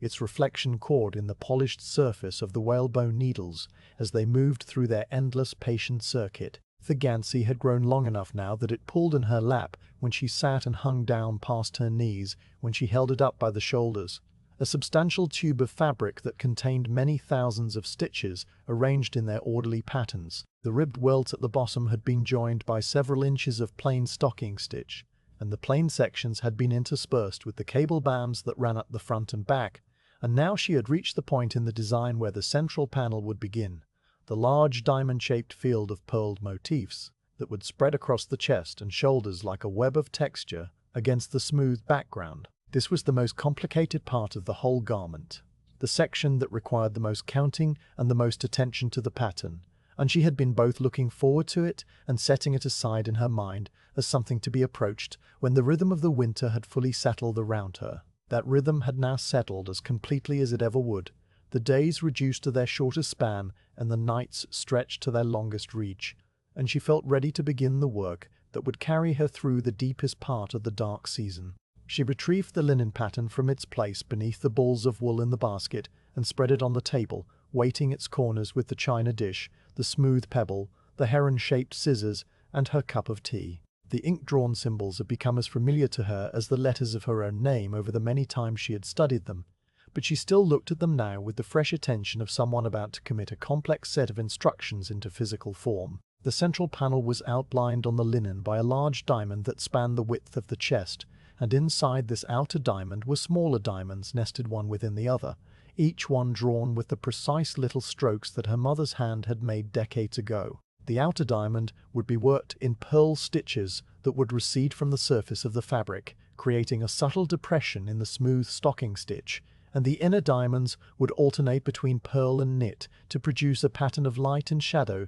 that shifted when the garment was moved. Between the diamonds ran a field of fine moss stitch, the same pebbled texture that appeared in other parts of the gansey, and the whole composition was framed by two vertical lines of seed stitch that would run from the bottom of the central panel all the way up to the shoulder. She studied the pattern for a long moment, tracing the symbols with her fingertip and counting the stitches in each section to fix them in her memory before she began. The central panel would occupy 60 stitches across the front of the gansey, with 20 stitches of plain stocking stitch on either side to separate it from the side seams, and it would rise for 7 full inches before the diamonds began to narrow toward their points. The counting was important because a mistake made early in the panel would be repeated in every subsequent round and would be visible for the whole length of the garment. But she did not feel anxious about getting it right because she had learned long ago that anxiety only made mistakes more likely, tightening the hands and clouding the mind. She counted the stitches 3 times, once forward and once backward and once backward an nth. and when the count matched on all 3 passes, she set the pattern aside and returned to her chair with the confidence that the marks on the linen had been accurately translated into the plan she held in her mind. The first round of the central panel began with the seed stitch border, a simple pattern of knit and purl that alternated every stitch and produced a texture that looked like scattered seeds on dark soil, and she worked the 20 stitches of the first border with the same steady rhythm she used for everything else. The seed stitch required her to knit the purls and purl the knits from the round below, which meant she had to pay a little more attention than she did on the plain sections, reading the stitches as they appeared on the left needle and responding to each one with its opposite. The sound of the needles changed slightly when she worked the seed stitch, the purl stitches producing a softer click than the knits, and she listened to this small variation in the ongoing music of the knitting as she moved through the border and into the first of the purl diamonds. The purl diamond began as a single purl stitch that would increase by 1 stitch on each side every other round until it reached its full width of 21 stitches across, and then it would decrease again at the same rate until it returned to a single stitch at its upper point. And this slow expansion and contraction would take many rounds to complete, each round adding barely a visible amount to the shape, but all of them together geometry that had been drawn on the linen. She worked through the first round of the pattern with her full attention on the stitches, her lips moving slightly as she counted under her breath, her fingers finding the purls and knits in their proper sequence without mistake. When the round was complete, she paused to rest her hands in her lap, a habit she had developed over many years of long knitting sessions, and she let her eyes close for a moment while she listened to the sounds of the room. The fire made its small continuous noises, the hiss of the coal and the occasional snap of a pocket of trapped gas releasing into the flame, and the wind moved around the tower with a steady pressure that had become so familiar it registered as silence rather than sound. The clock ticked its 60 beats to the minute, and the bell above her head was silent now, waiting for the half-hour to sound its single low note that would mark the passage of another segment of the day. She opened her eyes and resumed her knitting, working the plain rounds between the pattern rounds with a faster rhythm that allowed her hands to move at their natural speed without the interruptions of counting and checking. The plain rounds were restful after the concentration of the pattern, and she let her mind drift away from the work and toward the other small matters that occupied her thoughts during the long hours of winter. She considered the supply boat that was due in another 10 days if the weather held, and she made a mental list of the items they would need from the mainland: more coal, a new wick for the spare lamp, a packet of needles from the ironmonger because one of her steel pins had developed a slight bend that she could feel when she warped the tighter stitches. The list was short because they had learned to live with very little, and the lighthouse stores were stocked with enough preserved food and lamp oil to last for months if the supply boat was delayed by weather, which it often was during the winter season. The keeper maintained the stores with the same methodical attention he gave to the light room, rotating the older jars to the front of the cupboard so they would be used first and checking the seals on the barrels of flour and salt pork to make sure no damp had found its way in. The keeper himself was up in the light room now, and she could hear his voice through the stone ceiling as he read aloud from a book. He had developed the habit of reading to himself during the long winter watches, and his voice carried down through the floorboards in a low murmur that was too soft for her to make out the individual words but clear enough for her to recognize the rhythm of the sentences. The book that lay open on his knee was The Natural History of Seabirds with the hand-colored plates, and he had been reading through it slowly for several weeks, starting again at the beginning each time he reached the end because there were no other books in the lighthouse that he had not already read many times. She knew the chapters by their cadence now, the section on gannets moving at a faster pace than the section on puffins because the author had been particularly interested in the diving mechanics of the northern gannet and had described them in long excited sentences that tumbled over each other in their eagerness. The section on cormorants was slower, more measured, with many observations about their wing-drying habits that the keeper read in a tone of voice that suggested he had made the same observations himself from the lighthouse window. His voice blended with the sound of the coals settling in the hearth and the whisper of the knitting needles and the wind's steady hum into a single texture of sound that wrapped around her like another layer of wool. The central panel grew slowly as the days passed, the diamonds expanding outward from their single-stitch beginnings into broad shapes that covered the front of the gansey with their textured geometry. She worked the increases and decreases with a precision that came from long practice, always making the increases lean in the same direction around each diamond, so that the edges of the shapes were clean and sharp, and she counted the rounds between each shaping row to make sure the diamonds would match each other in size and proportion. The counting was automatic now, her mind keeping track of the numbers in some quiet back chamber of her awareness, while her hands executed the stitches and her eyes rested on the fire or the window or the small details of the room that she had seen 10,000 times before. She could count rows while thinking of other things, a skill that had seemed impossible when she was learning as a girl, but which had become as natural as breathing through the years of practice. The longest night of the year arrived and passed, marked by the keeper with a note in the logbook and by the keeper's wife with a small adjustment to the lamp that kept it burning a little brighter for a little longer. The darkness on that night was absolute, the clouds thick overhead and the moon somewhere far beyond them, and the lighthouse beams swept across the invisible sea with a regularity that seemed to defy the vast emptiness that surrounded it. She sat up late that night, working the moss-stitch field that filled the space between the diamonds, and the small pebbled texture grew under her fingers with a rhythm that was different from the plain rounds. A constant small shift between knit and pearl that kept her just awake enough to continue, but not so awake that the work felt like effort. When she finally set the knitting aside and climbed into the narrow bed, the gansey had grown by another inch, and the central panel was more than half complete, its diamonds standing in their orderly arrangement like a map of a country that existed only in wool. The days began to lengthen after the solstice, though the change was so small at first that only the clock and the logbook could measure it. A minute more of grey light at the end of each afternoon, and a minute more at the beginning of each morning. The keeper's wife noted this change with the quiet satisfaction that came from knowing the darkest part of the winter was behind them, but she did not hurry her knitting to match the lengthening days, because the gansey would take as long as it took, and the only measure that mattered was the evenness of the stitches and the correctness of the pattern. She continued working the central panel through the weeks that followed, the diamonds reaching their full width and then beginning their slow taper toward the points where they would meet the shoulder shaping, and the fabric that passed through her hands was dense and warm and heavy with the accumulated labor of many patient hours. The lamp burned on through the afternoons that were still dark by 4 o'clock, and the fire kept its steady glow in the hearth, and the keeper's voice murmured overhead with its endless descriptions of gannets and puffins and cormorants, and the knitting needles continued their soft conversation with each other, stitch by stitch, round by round, through the long dark that was slowly, almost imperceptibly,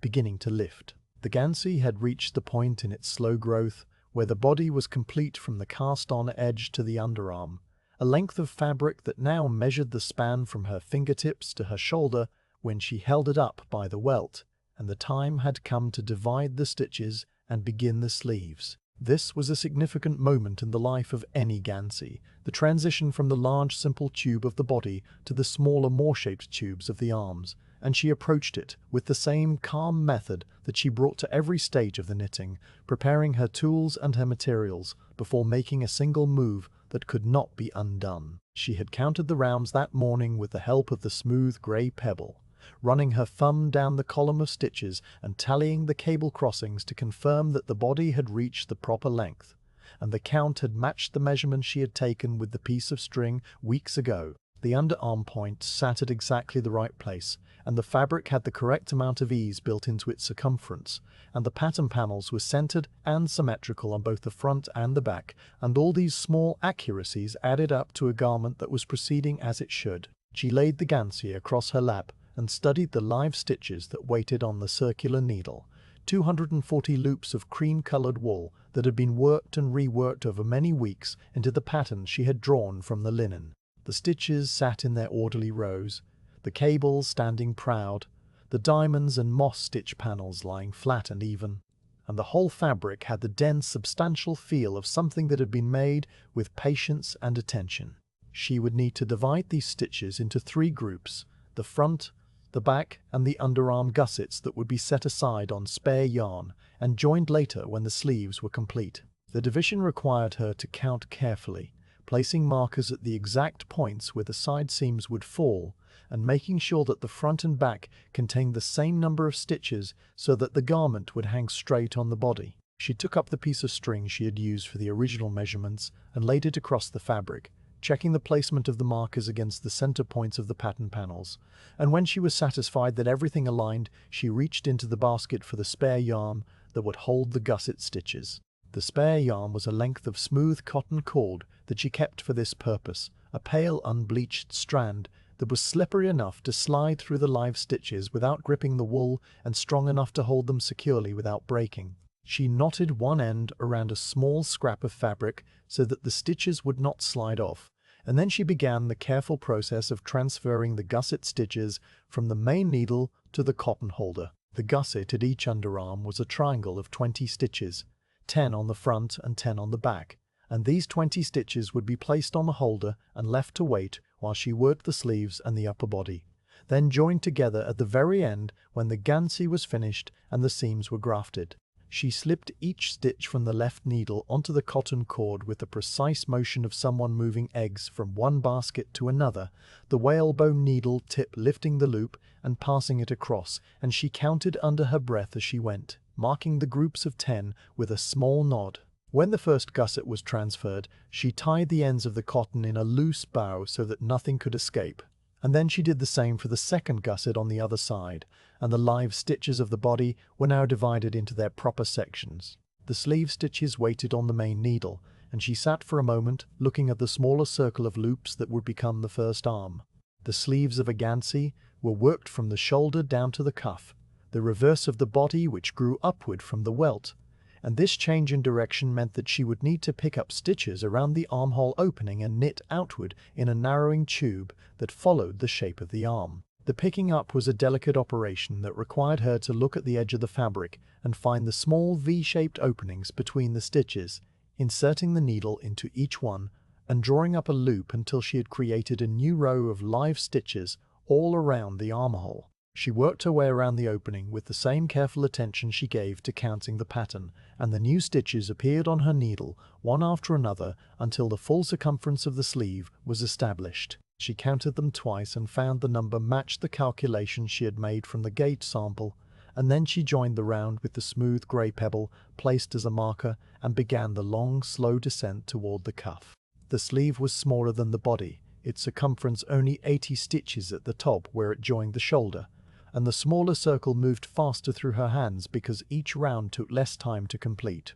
She worked the first few rounds in plain stocking stitch to establish the fabric, and then she introduced the cable panel that would run down the outside of the arm from shoulder to cuff, a single vertical braid that matched the ones on the front and back of the body. The cable on the sleeve was narrower than the body cables, only 4 stitches wide, and she crossed it every 8 rounds instead of every 6, so that the braid would have a slightly looser twist that suited the smaller circumference. The rest of the sleeve was plain stocking stitch, smooth and dense and even, and she began to decrease at a rate that matched the curve of an arm, reducing the stitch count by 2 stitches every 8 rounds, so that the tube narrowed gradually from the width of the upper arm to the width of the wrist. The decreases were made at the inside of the sleeve where the seam would be least visible, and she worked them as a left-leaning decrease on one side of the marker and a right-leaning decrease on the other, the 2 stitches angling toward each other like a small neat arrow that pointed down toward the cuff. The storm that had been absent for several days returned in a milder form while she worked the sleeve,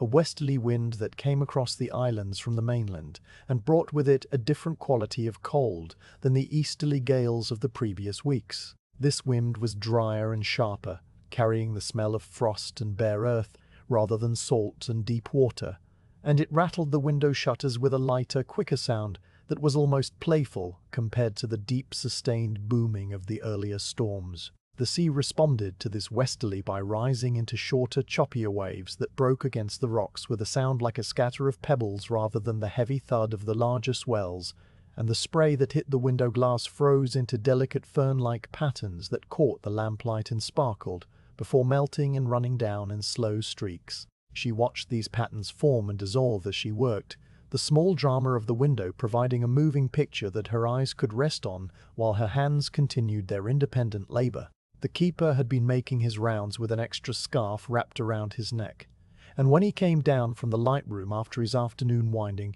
he reported that the mainland coast was visible today for the first time in nearly a fortnight, a thin, dark line on the southern horizon that looked close enough to touch, but was in reality many miles away across cold water. He had stood on the gallery for a long time looking at it, he told her, watching the smoke rise from the chimneys of the fishing village and thinking about the people there who were going about their business with no knowledge that they were being observed from across the sea. She listened to this account with the wool running through her fingers and the sleeve growing longer by a round and then another round, and she thought about the village herself, the place where she had grown up and where her brother still lived in the stone house with the blue door and the garden that faced the harbour. The village would be deep in its own winter now. The boats pulled up on the shingle and the nets hung in the drying sheds, waiting for the spring fishing to begin, and her brother would be mending his creels and splicing his ropes by his own fire, his own wife perhaps knitting a gansey of her own. The connection between the lighthouse and the village was a thin thread of visibility that appeared and vanished with the weather, but it was enough to remind her that they were not entirely separate from the world, only set apart from it by a stretch of water that was sometimes passable and sometimes not. She worked the first sleeve down past the elbow, the decreases producing a gradual taper that followed the shape of her husband's arm, as she remembered it from the string measurement taken while he slept. The cable panel ran down the outside of the sleeve in its regular rhythm of crossing and resting, and the plain stocking stitch surrounded it with a smoothness that made the cable stand out in relief. A raised braid that would catch the light in the eye when the garment was worn. At the point where the sleeve would reach the forearm, she paused, counting the remaining rounds to the cuff and the remaining decreases that would bring the stitch count down to the number needed for the ribbing. And the calculation was a small piece of arithmetic that her mind performed without her conscious direction. She would need 52 stitches at the wrist, and she had 60 now, and the 8 remaining decreases would be spaced evenly over the next 40 rounds, and this plan settled into her awareness as a simple fact that required no further attention. She resumed her knitting with the plan in place, the decreases appearing at their appointed rounds like small milestones on a journey that was proceeding without hurry. The afternoon light had already begun its decline when she set the sleeve aside, the grey-white glow at the window taking on the first hint of dusk that seemed to arrive earlier every day, even though the solstice was now several weeks behind them. She placed the sleeve stitches on a spare length of cotton cord, as she had done with the gussets, tying the ends securely, and then she picked up the main body needle and examined the remaining stitches that would become the second sleeve. The first sleeve had taken her 4 days of steady work, and she calculated that the second would take roughly the same, though she did not hurry toward that completion because the knitting was not a race and the gansey would be finished when it was finished. She laid the work in the basket with the spare yarns and the cable needle and the smooth grey pebble, and she stretched her fingers out and then curled them in, a small exercise that kept the joints from stiffening during the long hours of holding the needles. The keeper came down the stairs with the logbook tucked under his arm, and she rose to prepare their evening meal, while the wind continued its softer westerly song around the tower, and the sea kept its steady rhythm against the rocks, and the unfinished gansey waited in its basket with the patience of something that had never known the meaning of hurry. The neck and shoulders of a gansey were the parts that bore the greatest burden, carrying the whole weight of the wet oilskins and the pull of the oars and the strain of hauling ropes against the sea. And for this reason the keeper's wife approached them with a particular care that was even more measured than her usual pace. She had completed both sleeves and set them aside on their cotton holders, 2 long tapered tubes of fabric that waited with their live stitches ready to be joined to the body when the moment came, and now she returned her attention to the main piece that still hung from the circular needle. The body of the gansey had been worked up past the underarm gussets, the front and back now separated into 2 flat panels that would be joined together at the shoulders with a reinforced seam stitch that had been used by the fishermen's wives of her family for as long as anyone could remember the making of such garments. The shoulder seam was not a simple sewn join but a knitted one, worked with the needles while the stitches were still live, and it produced a flat, smooth connection that was stronger than any sewn seam and far more comfortable against the skin when the gansey was worn for long hours under heavy outer clothing. She began by counting the stitches on the front panel and comparing them to the count on the back, making sure that the 2 sides matched exactly and that the pattern panels were centered and symmetrical. The diamonds and cables and moss stitch fields had all reached their appointed ending points. the upper edges of the patterns tapering into the plain stocking stitch that formed the very top of the chest and the base of the neck opening. And the whole composition had the satisfied look of something that had fulfilled its design without deviation. She placed the smooth grey pebble at the center of the back panel and counted outward toward the left shoulder,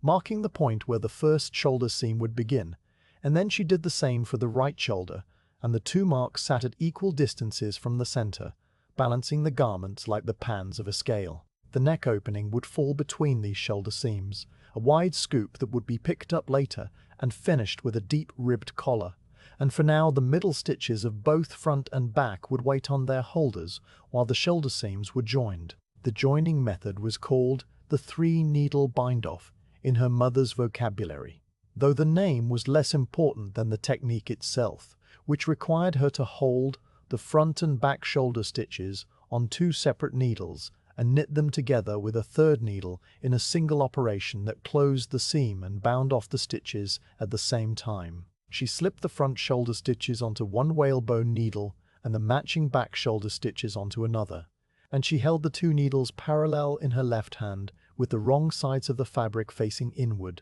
toward each other. The third needle entered the first stitch on the front needle and then the first stitch on the back needle, drawing the working yarn through both loops at once and letting the old stitches drop away, and the new stitch that formed on the right needle was a single loop that joined the two sides together in a neat flat seam. She repeated this motion across the full width of the shoulder, the third needle dipping through front and back together each time, and the seam grew along the top of the shoulder like a small ridge of orderly stitches that pulled the two panels into a permanent connection. When the first shoulder was complete, she cut the working yarn with the heron-shaped scissors and drew the tail through the final loop, tightening it with a small firm tug that would never come undone, no matter how much strain was placed upon it. She examined the seam under the lamplight, running her thumb along its length to feel for any unevenness, and found it to be as flat and smooth as the seams her mother had made, the stitches lying in a straight line with no puckering or gaping.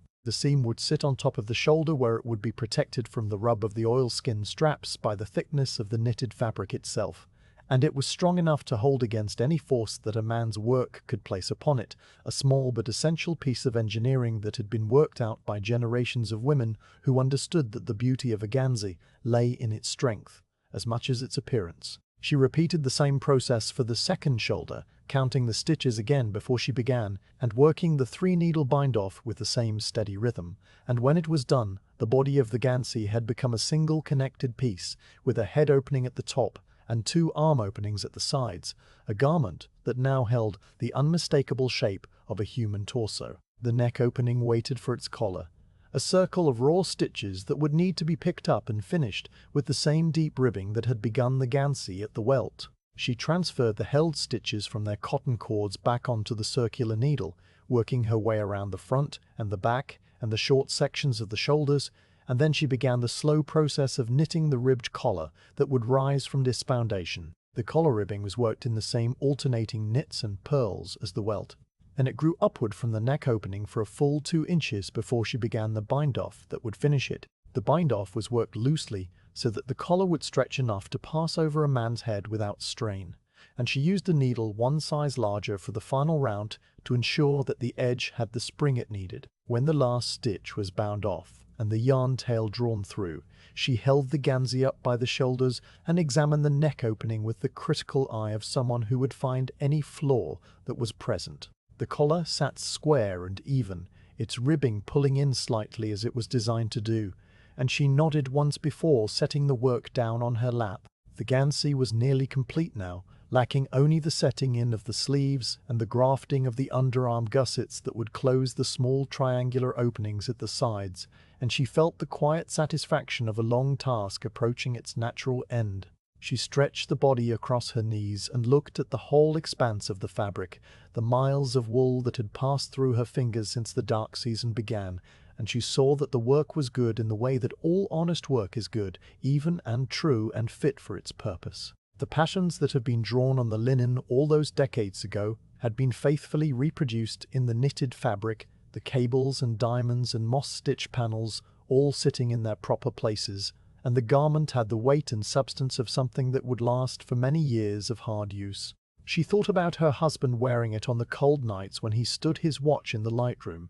the wool holding his body's warmth against the chill that seeped through the stone walls, and she thought about the way the gansey would soften with washing and wear, until it molded itself to the shape of his shoulders and arms, like a second skin. The sleeves came next, and she picked up the first one from its cotton holder and matched it to the armhole opening on the body. The sleeve cap had been shaped with short rows during the knitting of the upper arm, a technique that created a slight curve at the top of the sleeve that would fit smoothly into the shoulder without bunching, and she pinned it in place with 4 small steel pins before she began the sewing. The sewing was done with a large-eyed darning needle and a length of the same cream wool, and she used a stitch called mattress stitch that drew the 2 edges together invisibly from the right side,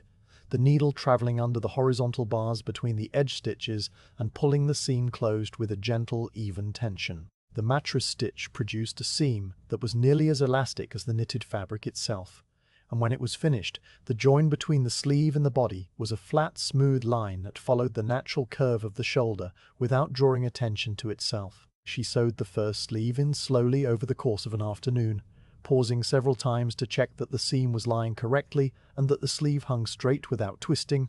and when it was done she tried the fit by holding the gansey up against the keeper's broad back as he dozed in the armchair after his meal. The keeper did not wake when she pressed the fabric against his shoulders, only shifted slightly and settled deeper into the chair with a small sound that was not quite a snore and not quite a sigh, and she took her measurements by eye and by feel while he slept. The shoulder seam sat exactly at the points of his shoulders. The sleeve reached to the base of his thumb where the cuff would grip his wrist, and the body hung straight from chest to hip without pulling or sagging. She noted these things with the practical satisfaction of someone whose calculations had been proven correct, and then she returned to her chair and began the setting in of the second sleeve while the keeper slept on, his breathing slow and steady, his face peaceful in the warm glow of the fire. Outside the window the sky had cleared during the afternoon, and a thin crescent moon appeared above the sea in the southeastern sky, a sliver of cold silver light that rode high between the scattered clouds and cast a pale reflection on the water that trembled and broke and reformed with each passing swell. The beam of the lighthouse swept across this moonlit scene in its regular circuit, the white flash crossing the silver path of the moon and continuing on into the darkness beyond, and the 2 lights together created a pattern of intersecting arcs that no one was there to see except the seals and the seabirds and the keeper's wife. When she glanced up from her sewing, she watched the beam complete 2 full rotations. Her needle paused in her hand, and then she returned her attention to the mattress stitch and the slow invisible closing of the seam that joined the second sleeve to the body. The work was nearly finished now, only the underarm gussets left to graft, and she worked on through the evening with the moon rising higher and the lighthouse beam turning steadily and the keeper sleeping peacefully in his chair as the gansey approached its completion. The morning of the final thread arrived without wind, a stillness so complete that the keeper's wife woke to it as to a sound, some absence in the air that pulled her from sleep before the lamp was lit and before the first grey hint of dawn had touched the window glass. She lay for a while in the narrow bed, listening to the quality of the quiet, which was different from the quiet of a storm's lull or the quiet of a calm night watch, a deep settled hush that seemed to have been building for days and had now reached its fullest expression. The sea outside made no noise at all beyond the gentlest of washes against the rocks, a soft repetitive sound that was more like breathing than movement, and the wind that had been a constant companion for so many weeks had withdrawn entirely, leaving the air empty and expectant. She rose with the particular awareness that this day would bring the gansey to its completion, the last small tasks accomplished and the garment finished, and she moved through her morning preparations with the same measured pace as always, but with a quiet sense of something drawing to a close. The gansey lay where she had left it the night before, folded across the back of the wooden armchair with the sleeves hanging down toward the floor and the body draped over the seat, and she paused beside it on her way to the hearth to touch the fabric with the flat of her hand. The wool was cool from the night air but warmed quickly under her palm, and she felt the familiar texture of the cables and the moss-stitch panels and the smooth plain sections that she had worked over so many hours. One task remained before the garment could be called complete, The grafting of the underarm gussets, those small triangular openings where the sleeves met the body, and she had set aside the necessary length of yarn for this purpose the evening before.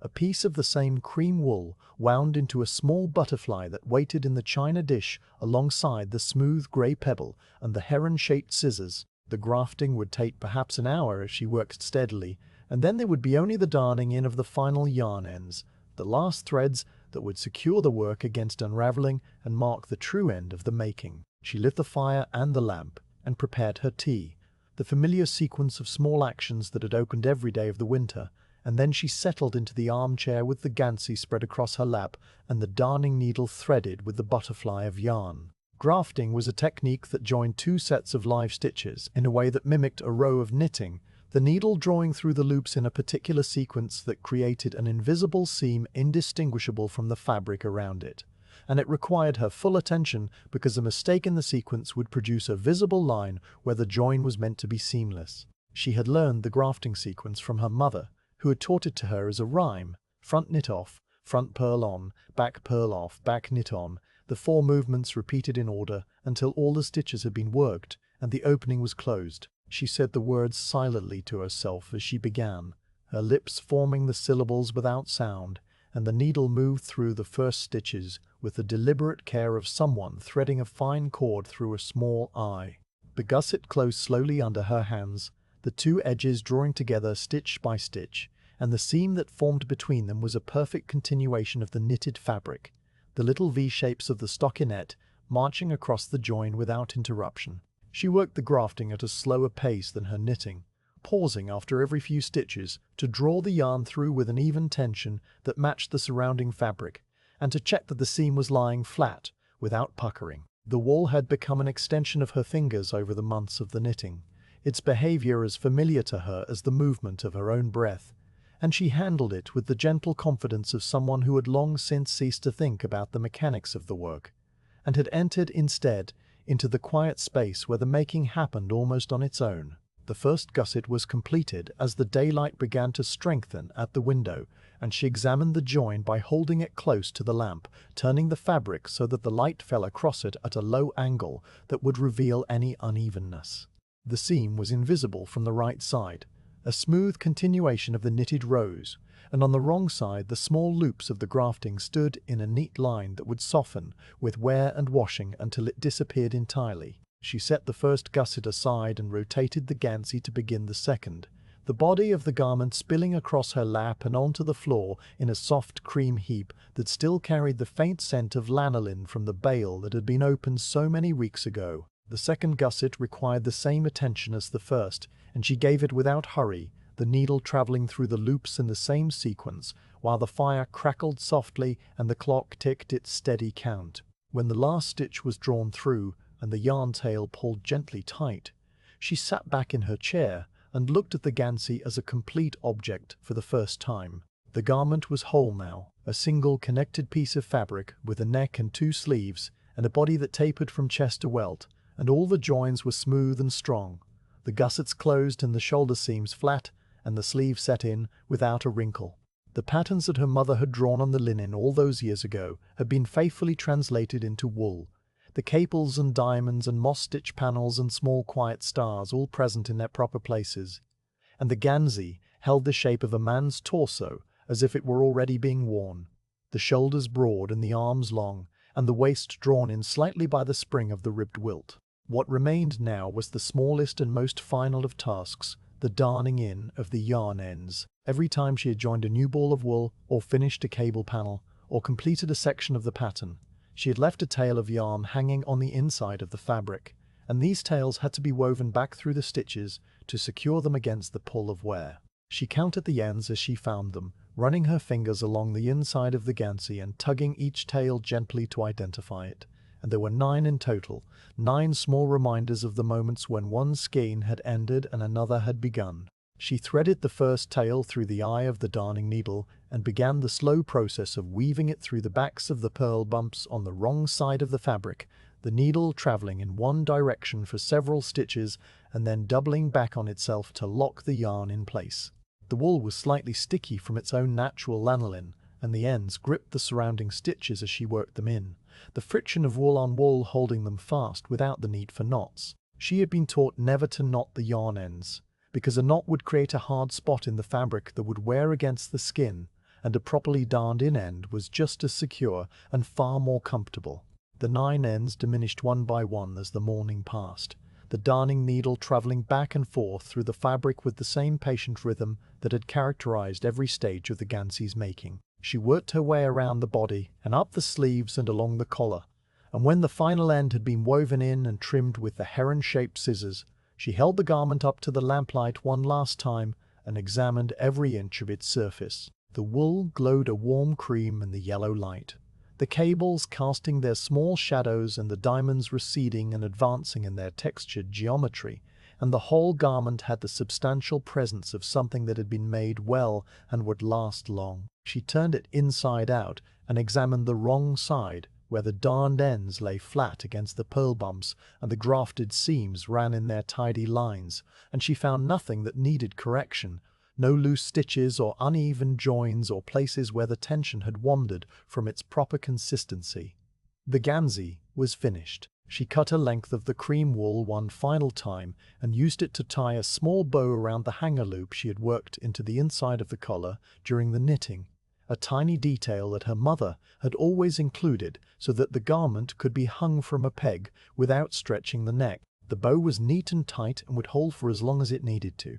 and it served no purpose beyond the moment except to mark the completion of the work. She ran her palm over the front of the gansey one last time, feeling the cables under her skin and the smooth, plain sections between them, and then she folded the garment with the same slow care she had used for every stage of its creation. The sleeves were folded inward across the chest, the body was folded in half from the bottom up, and the whole garment was smoothed flat and placed into the old sea chest that sat at the foot of the bed. The chest had come with her from the mainland, a dark wooden box with brass hinges and a faint smell of salt that had never entirely faded, and it held the few things that mattered beyond the daily necessities of lighthouse life. She laid the gansey inside and closed the lid, and the soft thud of the wood meeting wood was the only sound to mark the ending of the long winter's work.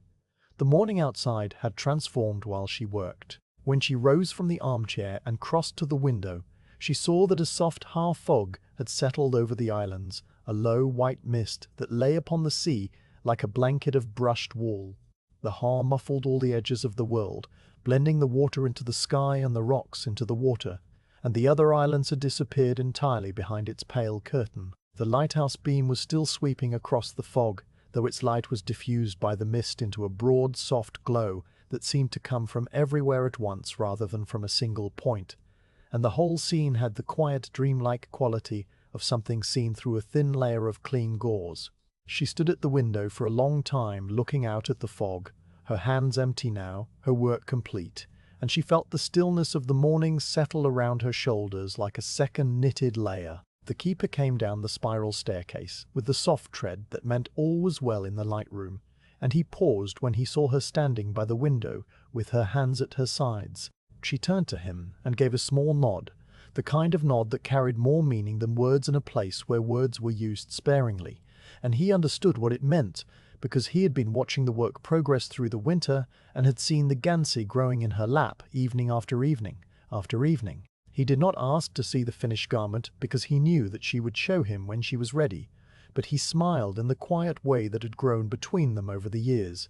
and then he moved to the fire to warm his hands while she remained at the window watching the fog. The fog would lift later in the day, or perhaps the next morning, revealing the islands one rock at a time and the sea stretching away to the grey horizon, and the winter would continue its slow turn towards spring, and the supply boat would come and go, and the lighthouse would keep its steady watch over the water, as it had always done. But for now there was only the stillness and the mist and the quiet satisfaction of a task completed,